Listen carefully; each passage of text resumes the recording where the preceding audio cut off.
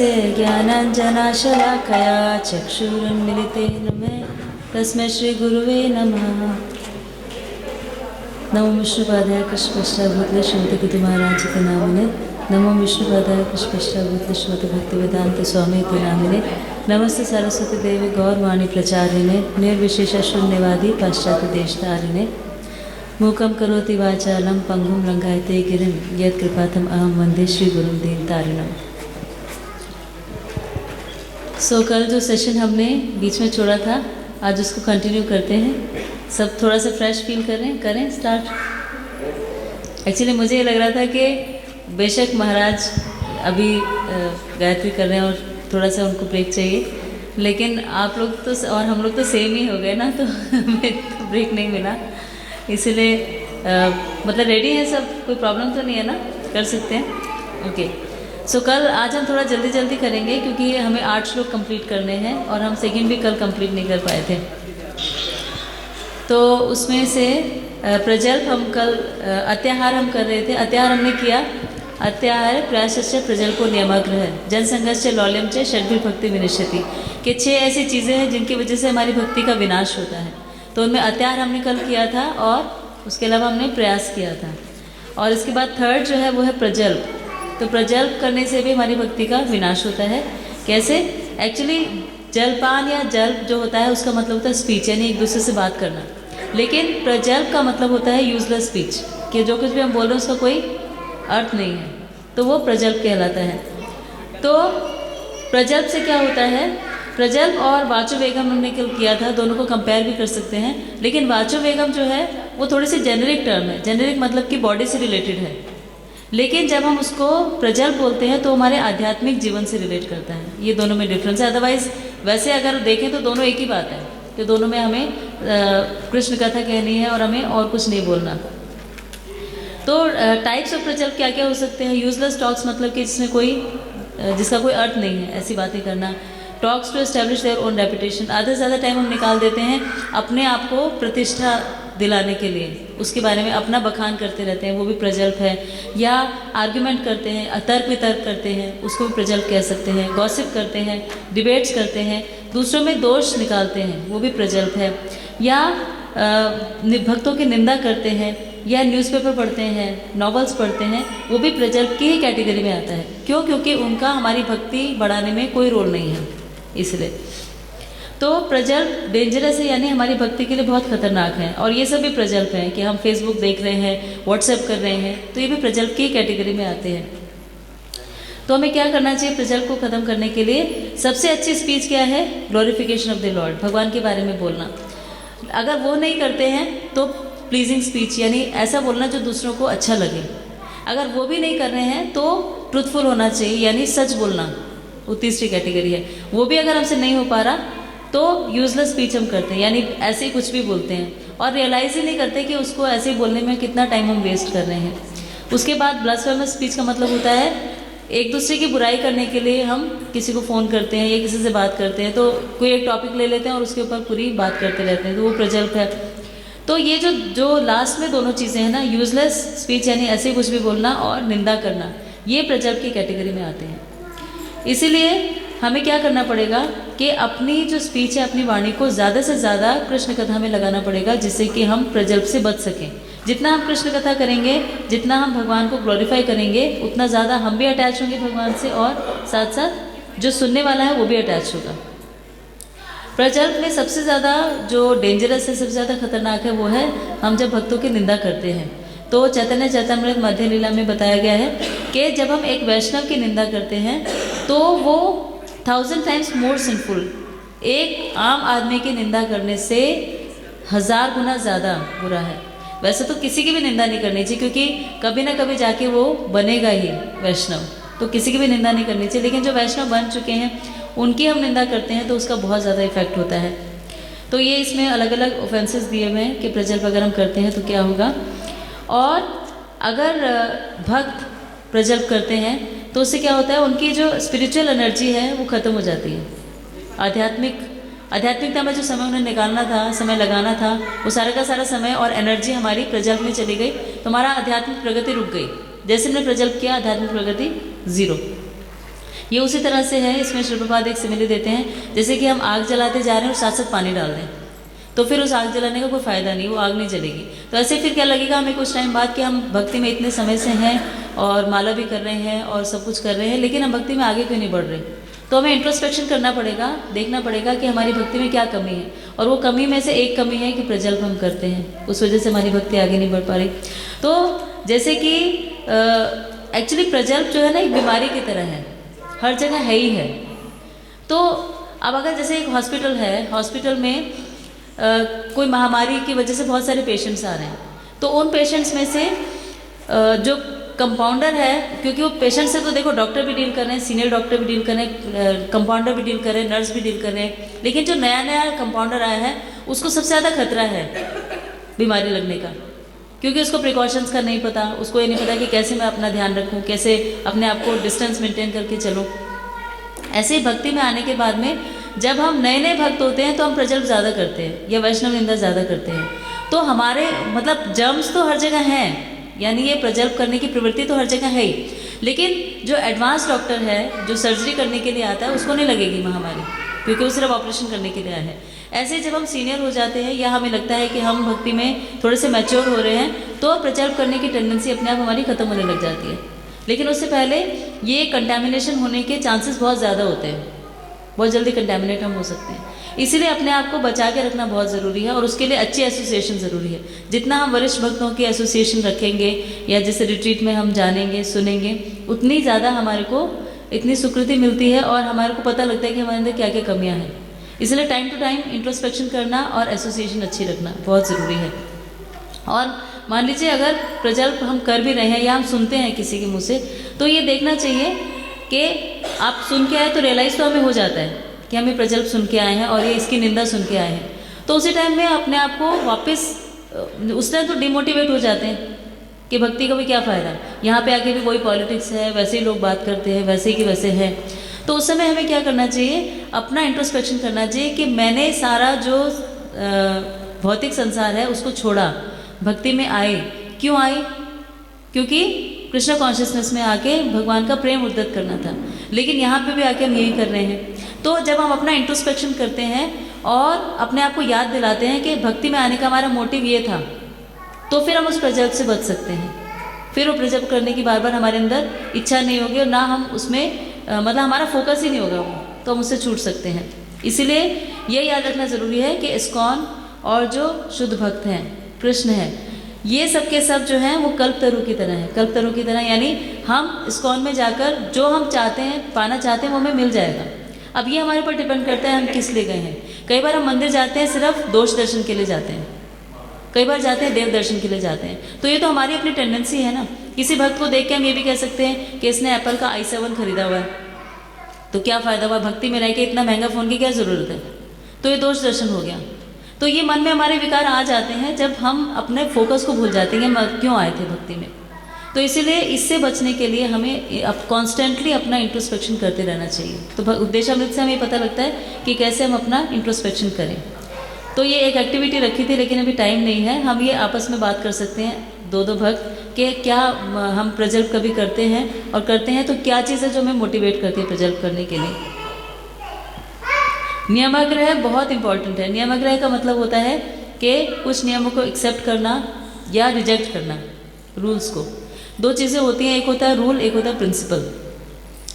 अब रूल में क्या होता है, जैसे कल मैं जब दीपदान कर रही थी तो मेरे माइंड में नियमाग्रह आया कि एग्जाम्पल हो सकता है कि कार्तिक मास में क्या नियम है कि हम दीपदान करेंगे भगवान को, है ना। अब दीपदान करने में ये प्रिंसिपल है कि दीपदान करना है। रूल क्या है कि हमें मिट्टी का दिया लेना है, उसमें बाती रखनी है और तिल का तेल लेना है या देसी घी ले सकते हैं। अब विद इन दैट कोर क्या है कि कार्तिक में दीपदान करना है, और उसकी पेरिफेरी क्या है कि उसमें ये पैराफिलिनिया होना चाहिए। मतलब उसमें दीप होना चाहिए, बाती होनी चाहिए, तिल का तेल होना चाहिए या घी होना चाहिए। लेकिन हमने कल मोमबत्ती से दीपदान किया, तो उस प्रिंसिपल के अंदर हम उसमें चेंज कर सकते हैं according to time, place and circumstances. तो महाराज ने इसे अलाउ किया मोमबत्ती से करना, क्योंकि इतने सारे भक्त हैं और सबके लिए अरेंज कर पाना डिफिकल्ट है। तो ये नियमाग्रह है कि अगर हम उसमें रिजिड रहें, बिना टाइम प्लेस सर्कमस्टांसेस को समझे हुए, तो वो रिजिडिटी ठीक नहीं है। हमें प्रिंसिपल बेस का जो बेसिक प्रिंसिपल उसको समझना ज़रूरी है कि किस वजह से ये नियम बनाया हुआ है। तो नियमाग्रह दोनों हो सकते हैं, एक तो एक्सेप्ट करना कुछ रूल्स को, एक रिजेक्ट करना। विधि और निषेध दोनों को नियम बोलते हैं। तो नेग्लेक्ट हम कब करते हैं? नेग्लेक्ट कर सकते हैं जैसे कि महाराज ने एक बार हम कहीं यात्रा में गए हुए थे और हमें साउथ इंडिया की यात्रा पर थे और हमने फास्ट रखा हुआ था, कोई अपीयरेंस डे था, मुझे पता नहीं कौन से आचार्य का था, तो वो कंप्लीट होने में 12 बजने में थोड़ा टाइम रह गया था। तो महाराज ने कहा कि कोई बात नहीं, आप प्रसाद ले लो थोड़ा टाइम पहले। तो वो नियमाग्रह अगर रखते तो महाराज कहते नहीं 12 पूरे बजने चाहिए, 12:30 बजे से पहले प्रसाद नहीं खुलेगा। लेकिन महाराज ने उस time time place and circumstances को समझा कि ये परिस्थिति है और इस परिस्थिति में ये निर्णय लेना ठीक रहेगा। तो ऐसे ही नियमाग्रह में भी यही बताया गया है कि according to time place and circumstances हम कर सकते हैं। नहीं तो क्या होगा, जब हम बिल्कुल रिजिड हो जाएंगे तो फेनेटिक भक्ति हो जाती है। फेनेटिक भक्ति के मतलब कि उसमें भक्ति कम रह जाती है और रिचुअल ज़्यादा रह जाते हैं। रिचुअल मतलब कि बस किसी दूसरे की परिस्थिति को समझे बिना हमने उसमें ज़बरदस्ती थोपना शुरू कर दिया। जैसे कोई व्यक्ति है और उसका गला बहुत ख़राब है और हम उसको चैंटिंग करते हुए देख रहे हैं और हम कहें कि नहीं प्रभु जी आपको ज़ोर ज़ोर से बोल के ही चैंटिंग करनी थी, ये आप क्या कर रहे हो, ऐसे थोड़ी चैंटिंग होती है। लेकिन हमने उसकी परिस्थिति को समझा कि उसका गला ख़राब है, वो नहीं बोल सकता, तो उसको अलाउड है कि वो धीरे भी चैंटिंग कर सकता है, मन में चैंटिंग कर सकता है। या कोई डम है, मतलब वो सुनाई इनको नहीं देता, तो वो मन में चैंटिंग करते तो भी ठीक है। तो नियम जो बनाए गए हैं बेसिकली इसलिए बनाए गए थे ताकि हमारी भक्ति आगे बढ़े, इसलिए नहीं कि हमारी भक्ति कम हो। या हम उनको नियमाग्रह करके और भक्ति का जो बेसिक रूल है कि येन केन प्रकारेण मन है कृष्ण निवेशित, उसको भूल जाएं। Then what to adopt and when to adapt. Adopt करना चाहिए कुछ और कुछ अडेप्ट मतलब कि देश काल नियम के हिसाब से थोड़ा बहुत चेंज हम उसमें कर सकते हैं, लेकिन गुरु की आज्ञा से। तो श्रील प्रभुपाद जैसे कि बहुत अच्छा एग्जाम्पल महाराज भी दे रहे थे कि श्रील प्रभुपाद ने पूरे विश्व में भक्त बनाए। उससे पहले भी भगवान तो थे, ऐसे तो नहीं भगवान श्रील प्रभुपाद के बाद ही आए। लेकिन प्रभुपाद क्यों बना पाए भक्त? क्योंकि उन्होंने अडेप्ट किया बहुत सारी चीज़ों को। उनको पता था कि ये जो भक्ति इनको करानी है उसके लिए ऐसा हो सकता है। और महाराज बहुत ज़्यादा अडेप्ट करते हैं। महाराज थोड़ा फ्लेक्सिबली डील कर लेते हैं कि नहीं ये भक्त ऐसा है तो इसके स्वभाव के अनुसार भक्ति ऐसे कर सकता है, बहुत जल्दी अडेप्ट करते हैं महाराज। तो वो फ्लेक्सिबिलिटी की वजह से जो भक्त होते हैं वो ज़्यादा स्ट्रिक्ट और सीरियस भक्त बन पाते हैं। जो भी नए नए आते हैं, आप किसी का भी ग्लोरिफिकेशन सुनो तो उनके ग्लोरिफिकेशन में अक्सर ये सुनने के लिए मिलता है कि महाराज की वजह से हम भक्ति में आए। जैसे मेरे प्रभु जी ने बताया था कि जो भी हमें मिलते थे इस्कॉन में वो हमेशा कहते थे प्रभु जी माला करो माला करो माला करो। और महाराज मिले तो महाराज ने कहा कि आप जो कर रहे हो अच्छा कर रहे हो, धीरे धीरे आप जो करोगे ठीक है। तो उन्होंने माला करनी शुरू कर दी। लेकिन महाराज अगर फेनेटिक हो जाते, रिजिड हो जाते और बोलते कि बिल्कुल ऐसे ही आपको करना है स्ट्रिक्टली, इसके बिना कुछ भी नहीं होगा, तो भक्त नहीं बन सकता था कोई भी। इसलिए वो फ्लेक्सिबिलिटी के बारे में इसमें बताया गया है। और बहुत सारे इसमें एग्जाम्पल्स हैं। जैसे अत्याहार का एग्जाम्पल एक था कि गुरुकुल में ये रूल बना दिया कि 3 से ज़्यादा अगर कोई चपाती ले लेता है बच्चा तो वो अत्याहार है। लेकिन वो तो हर एक की बॉडी पे डिपेंडेंट है, कोई 3 लेगा, कोई 2 लेगा, कोई 5 भी लेगा, तो अत्याहार नहीं है ना। तो ये हम स्ट्रिक्टली नहीं कर सकते, हमें देश काल परिस्थिति के हिसाब से बदलना होगा। और हाँ, ये बहुत अच्छा एग्जाम्पल है कि जब भगवत गीता सुनाई थी भगवान ने अर्जुन को, तो भगवान ने कर्म के ऊपर बहुत ज़्यादा स्ट्रेस नहीं दिया। ये भगवान है, इसके ऊपर बहुत ज़्यादा स्ट्रेस नहीं दिया। लेकिन अब अगर हम भगवत गीता सेशन कहीं शुरू करते हैं तो उससे पहले 6 दिन का जो सेमिनार होता है, लाइफ चेंजिंग सेमिनार है DYS, डिस्कवर योर सेल्फ, उसको करते हैं। उसमें क्या क्या टॉपिक्स हैं? उसमें है search for happiness, then does God exist, who is God, then karma theory के ऊपर है why bad things happen to good people. तो ये क्यों करना पड़ा? क्योंकि आज के देश काल परिस्थिति के हिसाब से लोग एक्चुअली भगवत गीता को सीधे समझ ही नहीं पाएंगे जब तक वो ये नहीं मानेंगे कि डज गॉड एग्जिस्ट, भगवान एग्जिस्ट करते हैं, भगवान कौन है, कर्म की थ्योरी क्या है। ये सारा बेसिक समझने के बाद ही वो भगवत गीता को समझने के लिए पात्र बन पाते हैं। इसीलिए ये देश काल नियम के हिसाब से ये रूल फ्लेक्सिबल कर दिया गया कि सीधे आप भगवत गीता नहीं बताओगे, पहले ये सारे के सारे सेशंस होंगे, उनको प्रिपेयर करोगे, प्रिपेयर करने के बाद में भगवत गीता सेशन शुरू करते हैं। तो लेकिन इसमें क्या होता है कि हम कई बार रूल्स छोड़ते जाते हैं ये सोच के कि मेरे लिए प्रैक्टिकल नहीं है। मतलब हम इसका फ़ायदा भी उठाते हैं ना कि देश काल नियम के हिसाब से कि मेरे लिए तो रात को मैं 12 बजे सोया था तो 4 बजे कैसे उठूँ मंगला के लिए, ऐसा भी करते हैं। तो कुछ रूल्स स्ट्रिक्टली हमें फॉलो करने चाहिए और ये देखना चाहिए कि हम उसको लेके अपनी भक्ति को घटा तो नहीं रहे। हम ये तो नहीं कर रहे कि उसका सहारा लेके और अपने मन को एक्सक्यूज़ दे रहे हैं उसे छोड़ने का, ऐसा भी करना शुरू कर देते हैं। तो जैसे कि कई बार एग्जाम्पल देते हैं लोग कि इंटरनली तो हम बहुत ज़्यादा अच्छे भक्त हैं, अगर बाहर से हमने वैष्णव ड्रेस नहीं भी पहनी तो क्या फ़र्क पड़ता है, भाई जीन्स पहन के भी तो भक्ति हो सकती है, ऐसे कहते हैं ना। लेकिन ये एक नियम है कि आप स्पिरिचुअल प्रोग्राम में जा रहे हो तो आप प्रॉपरली ड्रेसअप हो गए, या आप वैसे भी अगर ड्रेसअप हो सकते हो, वैष्णव ड्रेस पहन सकते हो तो हो गई। क्यों? क्योंकि हमारा मन इतना ज़्यादा, आज सुबह से मन के बारे में पढ़ रहे हैं कि मन इतना ज़्यादा ट्रिकी है। ट्रिकी मतलब कि इतनी जल्दी एक्सक्यूज़ ढूंढ लेता है कि वो धीरे धीरे एक्सटर्नल की वजह से इंटरनली भी चेंज होना शुरू हो जाता है। तो एक्सटर्नल क्या करते हैं, हमें इंटरनली भी स्ट्रांग रखते हैं। जैसे कि एक बहुत छोटा सा एग्जांपल है कि मान लीजिए एक ट्रैफिक पुलिस में कोई व्यक्ति है, तो ट्रैफिक पुलिस में जब वो है तो वो कोई भी नियम अगर तोड़ता है ट्रैफिक का, तो क्या होगा, जो भी आदमी उसको देखेगा बोलेगा अरे आप तो खुद पुलिस वाले हैं, ट्रैफिक वाले हैं और आपने ये नियम तोड़ दिया। तो वो कॉन्शियस रहेगा कि मैंने ट्रैफिक पुलिस की वर्दी पहनी हुई है और मैं कैसे नियम तोड़ दूँ। तो ऐसे ही हम जब वैष्णव ड्रेस में हैं, हमने तिलक लगाया हुआ है, हम वैष्णव अटायर में हैं, तो हम भी कुछ भी गलत करते समय 10 बार सोचेंगे और हम तो कॉन्शियस रहेंगे, साथ साथ जो बाहर वाला है जो हमें देख रहा है वो भी कॉन्शियस रहेगा कि नहीं वैष्णव है, और वो भी हमारे व्यवहार के प्रति सचेत रहेगा। इसीलिए हमारे इंटरनल भी फर्क पड़ता है और एक्सटर्नली भी फर्क पड़ता है, दोनों चीज़ों से इस बारे में फर्क पड़ता है। और इसका छोटा सा एग्जाम्पल और भी है कि जैसे पॉस्चर है हमारा, पॉस्चर हमारी साइकोलॉजी को दर्शाता है, दिखाता है। जैसे कि कोई व्यक्ति कहे कि मैं बहुत हम्बल हूँ और वो दोनों हाथ ऐसे करके रख के बैठा हुआ है, कुर्सी हिला रहा है और पैर ऊपर रखे हुए उसने, तो हम उसको हम्बल समझ सकते हैं? उसके बॉडी पोस्चर से हम्बल नहीं लगेगा ना। पैर उसने टेबल पे रख दिए, सर के पीछे हाथ रखे हुए हैं और ऐसे हिलता जा रहा है, वो कहेगा मैं तो बहुत ही हम्बल हूँ महाराज, मैं तो आपकी पूरी कृपा पे डिपेंडेंट हूँ। तो हम मानेंगे कि वो कृपा पे डिपेंडेंट है क्योंकि उसका पोस्चर ऐसा नहीं है। तो पोस्चर जैसे मैटर करता है हमारी साइकोलॉजी को बताने के लिए, ऐसे ही जो हमारी एक्सटर्नल ड्रेस है वो भी हमारे को, हम वैष्णव हैं और उस कॉन्शियसनेस में रहें, उस पर फ़र्क पड़ता है। तो बॉडीली कॉन्शियसनेस से दूर जाने के लिए हम वैष्णव ड्रेस पहनते हैं, वैष्णव अटायर में रहते हैं, ये एक नियमाग्रह में आता है। इसीलिए कोई भी नियम या आग्रह हमें कब एक्सेप्ट नहीं करना चाहिए, अगर वो इकोनॉमिक डेवलपमेंट के लिए हो, यानी कि पैसा कमाने के लिए हो, या तभी एक्सेप्ट करना चाहिए जब हमारी कृष्ण कॉन्शियसनेस को बढ़ा रहा हो, उसकी वजह से हम कृष्ण कॉन्शियस और होते जा रहे हैं, तो हमारे लिए अच्छा है। लेकिन उसके लिए हमें क्या करना पड़ेगा, कोई भी नियम या आग्रह हम करते हैं, एक्सेप्ट करते हैं, तो उसके लिए अपने गुरु से आगे लेना ज़रूरी है कि मैं ये कर रहा हूँ तो आप मुझे उसके बारे में बताइए। इसलिए ये सबसे इम्पॉर्टेंट रूल है कि हमें येन किन प्रकार मन है कृष्ण निवेशित, कि कैसे भी करके हमें अपने मन को कृष्ण में लगाना है, चाहे कुछ फॉलो करके या कुछ छोड़ के।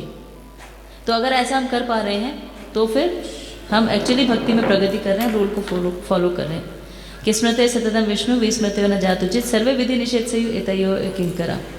जन संग तो हम सबको मालूम ही है। लौल्यम का मतलब ग्रीड, लालच। तो लालच होना चाहिए भक्ति के लिए कि मेरी भक्ति इतनी कम हो रही है, देखो इनकी इतनी अच्छी हो रही है तो मुझे भी अच्छी करनी चाहिए। तो स्पिरिचुअल कंपटीशन होना चाहिए, वैसा नहीं होना चाहिए। फिर टेक्स्ट 3 जो है एनवाई का, वो है उत्साहात निश्चय धैर्य तत्तम प्रवर्तना संग त्यागा सतोवृत्ति षड्विध भक्ति प्रसिद्धति। उत्साह बहुत ज़रूरी है भक्ति में। तो 6 चीज़ें हमने देखी जिनसे भक्ति घटती है और ये 6 चीज़ें जिनसे भक्ति बढ़ती है। उत्साह में क्या होता है कि उत्साह का मतलब ये नहीं कि हम कीर्तन में बहुत ज़्यादा जंप कर करके डांस करें तो ही उत्साह है। उत्साह का मतलब है कि हम अपनी कृष्णा कॉन्शियसनेस को कितना सीरियसली फॉलो कर रहे हैं, वो उत्साह है। तो उस उत्साह के लिए हमें क्या करना पड़ेगा कि सबसे पहली बात तो कि अगर एंथुजियाज्म नहीं होगा तो हम अपने भौतिक जीवन में भी प्रगति नहीं कर सकते। अगर उत्साह नहीं है तो, अगर पढ़ने का उत्साह नहीं है तो अच्छे नंबर नहीं ला सकते। अगर नौकरी में उत्साह नहीं है तो वहाँ पे हमारी डेवलपमेंट या हमारा प्रमोशन नहीं हो सकता। ऐसे भक्ति में उत्साह नहीं है तो फिर हमारी भक्ति वापस नीचे चली जाती है, क्योंकि भक्ति स्टैटिक नहीं है कि आपने मील का पत्थर लगा दिया और वो वहीं रहेगा। वो नीचे भी जा सकती है, वो ऊपर भी जा सकती है। और हम कई बार देखते हैं कि हमारी साधना किसी समय में तो बहुत नीचे चली गई और महीने 2 महीने में बहुत अच्छी चल रही है, फिर थोड़ा टाइम आता है कि 15 दिन के लिए फिर से सुबह नहीं उठा जा रहा है या साधना नहीं हो रही है, कुछ ना कुछ चलता रहता है, तो स्टैटिक नहीं है। इसीलिए हर समय उत्साह बनाए रखना बहुत ज़रूरी है। और उसके लिए क्या करना पड़ेगा, एक तो एसोसिएशन लेनी भक्तों का संग। जैसे संग छूट जाता है, संकट मतलब संकट, संग एसोसिएशन जैसे कट हो गई तो क्या हो गया, संकट आ गया लाइफ में। तो वो संकट हमारे स्पिरिचुअल लाइफ में आ ही जाता है अगर हमारा उत्साह कम हो जाता है, हमारी भक्तों की एसोसिएशन कम होती है। तो उत्साह के लिए क्या करना पड़ेगा, श्री प्रभुपाद ने एक लेटर में कहा था 1970 में कि अगर हमें उत्साह बनाए रखना है तो हरे कृष्ण महामंत्र का नियमित रूप से जाप करना पड़ेगा। और वो हमें अगर सुबह सुबह हम करते हैं तो बहुत अच्छा उत्साह हमारा बना रहता है। और just by acting enthusiastically enthusiasm कम, सिर्फ उत्साही कई बार दिखाने से भी उत्साह अपने आप आ जाता है कि हम उत्साही नहीं भी हैं लेकिन हम भक्तों के साथ हैं और हम उत्साह दिखा रहे हैं, तो धीरे धीरे धीरे उत्साह हमारा रिवाइव हो जाता है। और इससे फ़ायदा क्या होगा, उत्साही बने रहेंगे, एक तो माया से बचे रहेंगे, उत्साह की वजह से माया हमें छू भी नहीं पाती। दूसरा, हमारे जितने भी अनर्थ हैं उनसे उनकी निवृत्ति हो जाती है। और जो हमारे जप में परेशानियाँ आती हैं कि हम ध्यानपूर्वक जप नहीं कर पाते या बाकी सेवाएं नहीं कर पाते, उससे भी हम छूट सकते हैं। निश्चय का मतलब गुरु साधु शास्त्र में पूरा का पूरा पूर्ण रूप से विश्वास, वो निश्चय है। तो वो कैसे आएगा, निश्चय आता है जब हम सरेंडर करते हैं, गुरु के प्रति हमारा समर्पण होता है। तो जितना समर्पण होगा उतना हमारा निश्चय भी स्ट्रांग होता जाएगा। धैर्य भी बहुत इंपॉर्टेंट है। धैर्य का मतलब है कोई भी, जैसे कि एक बहुत अच्छा एग्जाम्पल महाराज देते हैं हमेशा अपने लेक्चर में कि एक स्त्री है जिसकी अभी भी शादी हुई है और वो अगले ही दिन कहे कि मुझे एक पुत्र चाहिए अपने हस्बैंड से, तो उसे धैर्य रखना पड़ेगा, है ना। जब वो धैर्य रखेगी तो ही वो पुत्र को प्राप्त कर सकती है। ऐसे भक्ति में आने से ये नहीं है कि हमने आज माला जप करनी शुरू की और हम ये अपने आप से कहें कि नहीं अब हमें कृष्ण प्रेम हमारे अंदर उदित हो जाना चाहिए, अब हमें उत्तम भक्ति की कैटेगरी में होना चाहिए, अब हमें ऐसा करना चाहिए। नहीं, ये जो एडवांसमेंट है ये आता है टाइम के साथ और उसके लिए हमें धैर्य रखना जरूरी है। धैर्य का मतलब कांस्टेंट साधना बनाए रखना। ऐसा भी नहीं कि धैर्य हम सोचेंगे अभी तो है नहीं एंथुसियाज्म और धैर्य रखना है, 5 साल बाद आएगा तो 5 साल के लिए हम सो जाएं। नहीं, 5 साल कांस्टेंट प्रैक्टिस करते रहेंगे तो जाके 5 साल बाद धैर्य आएगा और धैर्य की वजह से हमारी भक्ति में एडवांसमेंट होगी, नहीं तो नहीं हो सकती। और अगर धैर्य नहीं रखते हैं तो बहुत जल्दी स्पिरिचुअली डेविएट हो जाते हैं। डेविएट मतलब कि भटक जाते हैं, बिना धैर्य के हम भटकना शुरू हो जाते हैं। श्री प्रभुपाद एक बहुत बड़ा एग्जाम्पल है कि उन्होंने इस्कॉन बनाया तो कितना धैर्य रखा। हम श्री प्रभुपाद की ऑटोबायोग्राफी में देखते हैं, बायोग्राफी में, कि कितने धैर्य से उन्होंने इस्कॉन बनाया, कितना उन्हें संघर्ष करना पड़ा था, वो भी तब जब उनके पास कोई एसोसिएशन नहीं थी। तत् कर्म प्रवर्तनात् कि हमें 4 नियमों का पालन और 16 माला रेगुलरली करनी चाहिए। संघ त्यागात मतलब कि अच्छी एसोसिएशन रखना और अच्छी एसोसिएशन यानी बाकी सारी एसोसिएशन को छोड़ देना, क्योंकि जैसे एसोसिएशन रखेंगे वैसे ही हमारी कॉन्शियसनेस बनती जाएगी। तो इसलिए संघ त्यागना बहुत ज़रूरी है। सतोव्रते के अपने जो पूर्ववर्ती आचार्य हैं उनको उनके पद चिन्हों का अनुगमन करना, वो सतोव्रते कहलाता है। और ये तो 6 चीज़ें हैं। पहले 6 चीज़ें हमने देखी कि भक्ति कैसे घटती है, फिर हमने देखी भक्ति कैसे बढ़ती है। इसके बाद टेक्स्ट 4 है, ददाति प्रति गृह्णाति गुह्यम आख्याति पृच्छति भुंक्ते भोजायते च षड्विधि प्रीति लक्षणम। तो हमने जब ये शुरू किया था उपदेशामृत तो हमने देखा था कि पहले 3 श्लोक जो है वो किस बारे में है, माइंड एंड सेंस कंट्रोल के बारे में, कि कैसे हम अपनी बॉडी माइंड एंड सेंस को कंट्रोल कर सकते हैं। 4 से लेकर 6 तक साधु संघ के बारे में है कि हमें कैसे एसोसिएशन लेने, क्योंकि अभी हम बात कर रहे थे कि संघ त्यागात होना चाहिए, यानी ऐसे लोगों का संग नहीं करना जो हमारी भक्ति को घटाते हैं, और ऐसे लोगों का संग करना चाहिए जो भक्ति को बढ़ाते हैं। तो वो कौन है, डिवोटीज। तो डिवोटी से एसोसिएशन ज़्यादा रखनी है।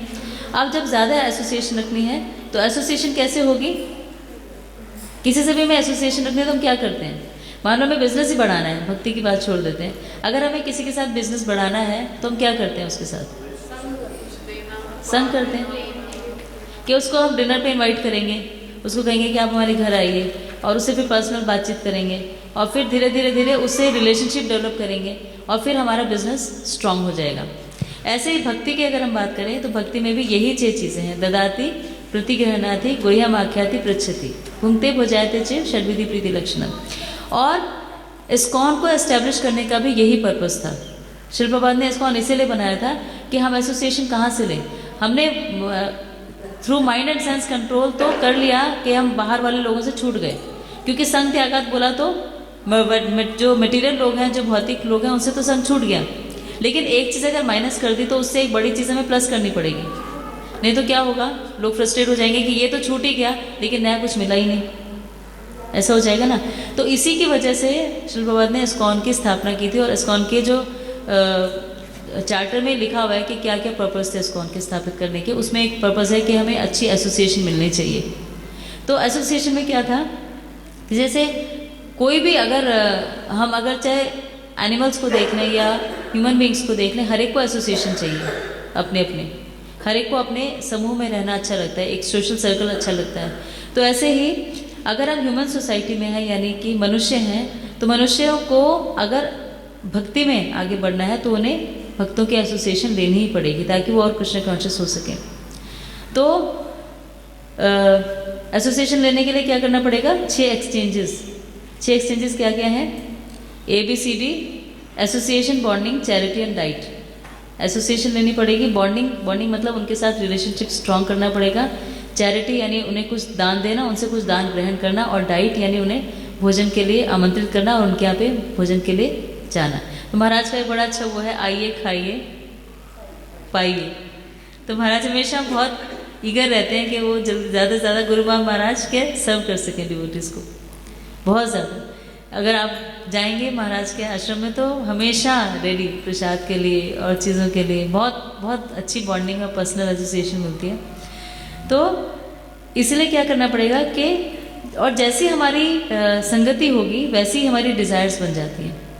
अगर हमारी वर्ल्डली लोगों के साथ संगति होगी, यानी भौतिक व्यक्तियों के साथ संगति होगी, तो हमारी एसोसिएशन की वजह से हमारी जो मेंटालिटी है वो भी वैसी हो जाएगी।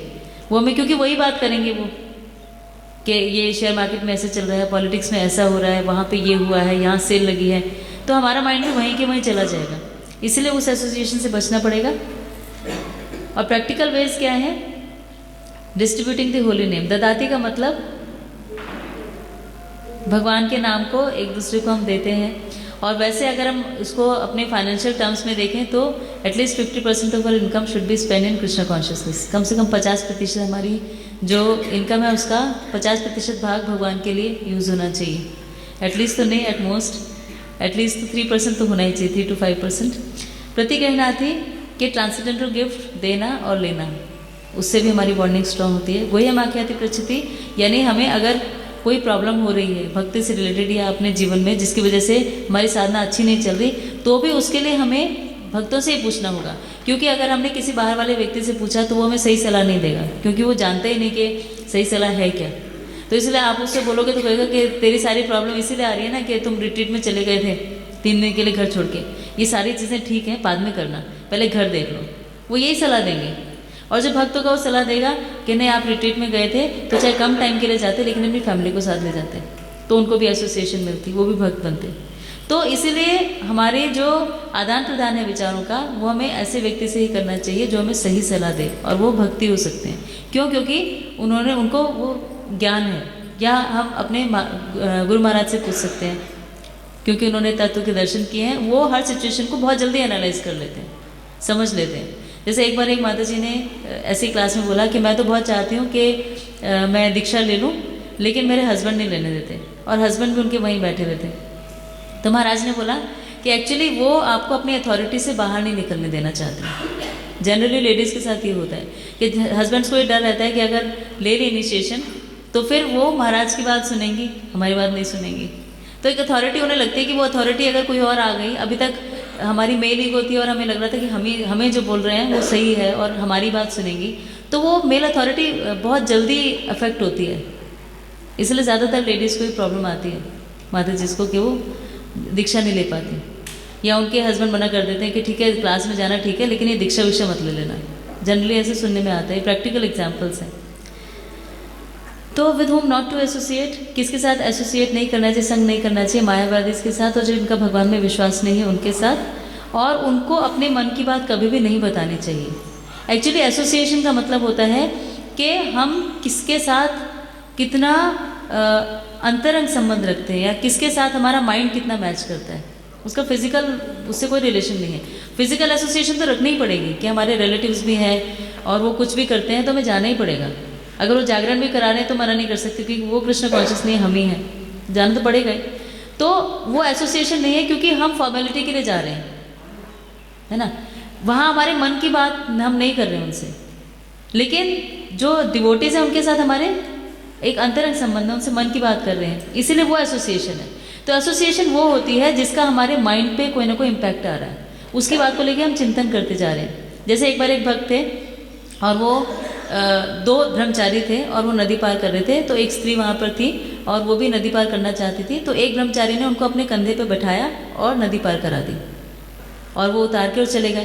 तो बहुत आगे जाने के बाद में जो दूसरे ब्रह्मचारी थे वो बोले कि आप तो एक ब्रह्मचारी हो और आपने ऐसे स्त्री का स्पर्श कर लिया। तो कहते हैं कि एक्चुअली मैंने तो स्पर्श नहीं किया क्योंकि मैं तो उनको उतार के और भूल गया था। स्पर्श तो आप कर रहे हैं क्योंकि आप अभी तक उस बारे में सोचते हुए आ रहे हैं। तो ये एसोसिएशन है कि हम ऐसे एसोसिएशन से हमें बचना चाहिए कि जो हमारे माइंड को इतना ज़्यादा एनग्रॉस कर दे उस विचार से, वो एसोसिएशन है। अदरवाइज वर्ल्डली लोगों के एसोसिएशन से क्या होगा कि हम वहाँ पे हैं भी तो फॉर्मेलिटी के लिए हैं, हम उनसे मिले, बातचीत की और भूल गए क्या बात की थी। और जितनी देर वहाँ रहे उतनी देर भी वो हमारे लिए एक सफोकेटिंग सिचुएशन थी कि यहाँ पता नहीं कितना टाइम वेस्ट हो रहा है, कितनी देर में जाने को मिलेगा। पर क्योंकि व्यवहार है और सोसाइटी है तो हमें जाना पड़ रहा है, तो वो एसोसिएशन नहीं कहलाएगी। इसीलिए संग त्यागात का मतलब मेंटली वो संग त्यागना। इसीलिए चैतन्य महाप्रभु क्या कहते हैं कि हमें हमारी एक एसोसिएशन का तरीका होता है प्रसाद। तो प्रसाद भी इसीलिए ऐसे व्यक्ति से नहीं ग्रहण करना चाहिए जो कि भगवान का भक्त नहीं है। इसीलिए कई लोग ये समझते हैं कि ये इस्कॉन वाले बहुत फेनेटिक होते हैं कि ये बोलते हैं कि जो 16 माला करते हैं उन्हीं के हाथ का प्रसाद देंगे। एक्चुअली फेनेटिसिज्म नहीं है या नियमाग्रह नहीं है। इसका पर्पज़ यही है कि क्योंकि जो खाना बना रहा है उसकी कॉन्शियसनेस हमारे अंदर जा रही है, इसीलिए हम उसी व्यक्ति से प्रसाद उसी का बनाया हुआ ग्रहण करते हैं जो ऑलरेडी भगवान का भक्त है ना। तो वो एसोसिएशन का ऐसे हमारे लाइफ में बहुत इम्पैक्ट होता है। लविंग एक्सचेंजेस जैसे संडे फीस्ट श्रील प्रभुपाद ने शुरू कराया, तो ये घूमते पुजाते चैव है। चैरिटी भी एसोसिएशन का एक पार्ट है कि हम किसी से कुछ लेते हैं देते हैं तो भी आदान प्रदान जो है वो हमारी कॉन्शियसनेस को अफेक्ट करता है। So is it actually required कि ये 6 चीज़ें ज़रूरी हैं। 6 चीज़ें ज़रूरी हैं क्यों? क्योंकि इससे हम क्या करते हैं इन 6 चीज़ों से, ददाति प्रतिग्रहणादि गुह्यम आख्याति पृच्छति से, कि उस एसोसिएशन से हम नॉन डिवोटीज की एसोसिएशन को छोड़ पाते हैं। अगर हम ये एसोसिएशन नहीं करेंगे तो ऑब्वियसली हमारे को एसोसिएशन तो करनी है। जैसे हमारा मन है वो कोई ना कोई विचार तो उसमें आएगा ही। अगर उसे पॉजिटिव एंगेजमेंट हमने नहीं दी तो नेगेटिव एंगेजमेंट लेगा ही लेगा। इसलिए पॉजिटिव एंगेजमेंट का देने का मतलब हो गया कि आप हमेशा ही इन लोगों के साथ, ऐसे भक्तों के साथ एसोसिएटेड रहेंगे कि जो हमेशा हमारी भक्ति को आगे बढ़ाते हैं या भक्ति के बारे में बात करते हैं, कृष्ण कथा ही करते हैं, तो ऑटोमेटिकली दूसरी एसोसिएशन छूटती चली जाएगी। लेकिन उल्टा करेंगे कि पहले उस एसोसिएशन को काट दो तब यहाँ आएंगे, तो वो नहीं हो सकता कभी भी। तो कंक्लूजन क्या है इसका कि keep the company with devotees, observe the regulatory devotional principles, आचार्य को फॉलो करना और अपने गुरु की आज्ञा का पूरी तरह से पालन करना। इससे हमारा जो कृष्ण प्रेम है वो बहुत जल्दी उद्यत होगा। टेक्स्ट 5 जो है उसमें है कि एसोसिएशन तो हमें करनी है, लेकिन एसोसिएशन कैसे कैसे करनी है। तो इसमें 3 कैटेगरीज बताई गई हैं, कनिष्ठ अधिकारी, मध्यम अधिकारी, उत्तम अधिकारी। कि अगर कनिष्ठ अधिकारी है उससे कितनी एसोसिएशन करनी है, मध्यम है उससे कैसे करनी है और उत्तम अधिकारी के साथ कैसा व्यवहार करना है। क्योंकि भक्त में भी 3 तरीके के भक्त हो गए, कनिष्ठ, मध्यम, उत्तम। अब उसमें हम कैसे एसोसिएशन, थोड़ा सा ये उससे और डिटेल में है क्योंकि साधु संग हम बात कर रहे हैं 4, 5, 6 में। तो रेसिप्रोकेशन में क्या है कि कोई भी व्यक्ति जिसने कृष्ण का नाम लिया है उसको हमें आदर तो देना ही है। अगर वो व्यक्ति भगवान का नाम जप कर रहा है तो वो आदरणीय है हमारे लिए। लेकिन उसमें 3 लेवल हैं। लेवल क्या है, किस किस रीज़न से 3 लेवल बनाए गए हैं। प्राइमरी डिफरेंस है कि कैसे उन्हें अप्रिशिएट करना है, कैसे उनके साथ व्यवहार करना है उन डिवोटीज़ के साथ। तो वो रजोगुण में है, तमोगुण में है या सतोगुण में है, ये फर्क पड़ता है। और उनका भगवान के साथ और भक्तों के साथ कैसे संबंध है, ये चीज़ें हम डिसाइड कर सकते हैं। ये डिसाइड करने के लिए कि किसकी एसोसिएशन कैसे लेनी है या किसे हमें एसोसिएशन कितने टाइम के लिए देनी है। जैसे कि कनिष्ठ अधिकारी के साथ 25% समय बिताना चाहिए, क्योंकि उसकी भक्ति तभी बढ़ेगी। जो मध्यम अधिकारी उनके साथ या जो हमारे लेवल पे हैं उनके साथ हमें 50%, क्योंकि ददाति प्रति गणाति करना है। और जो उत्तम अधिकारी हैं, क्योंकि वो इतने सारे लोगों को एसोसिएशन दे रहे हैं, तो उसकी वजह से इतने लोग भक्त बन रहे हैं, तो उनका कम से कम समय हमें व्यर्थ कराना चाहिए और उनसे बहुत लिमिटेड और बहुत टू द पॉइंट टॉपिक्स पूछने चाहिए जो भक्ति के बारे में हो। ये नहीं कि हम कंप्लेंट, जैसे महाराज से हमने कुछ महाराज ने हमें समय दिया तो हमने उसमें कंप्लेंट्स करने शुरू कर दी कि उस भक्त ने मेरे साथ ऐसे किया या मेरे घर में ये प्रॉब्लम है, मुझे ऐसे करना चाहिए कि नहीं। तो ये वर्ल्डली चीज़ों के लिए महाराज के पास टाइम नहीं है। अगर हम ये सब पूछते जा रहे हैं तो हम उनका टाइम वेस्ट कर रहे हैं। इसीलिए वो एसोसिएशन कितनी लेनी है, जितनी कि हम, जैसे हम कल बात कर रहे थे कि लाइटनिंग टेलीग्राम होता है ना, लाइटनिंग टेलीग्राम मतलब कि कम शब्दों में ज़्यादा से ज़्यादा बात पहुंचा देना।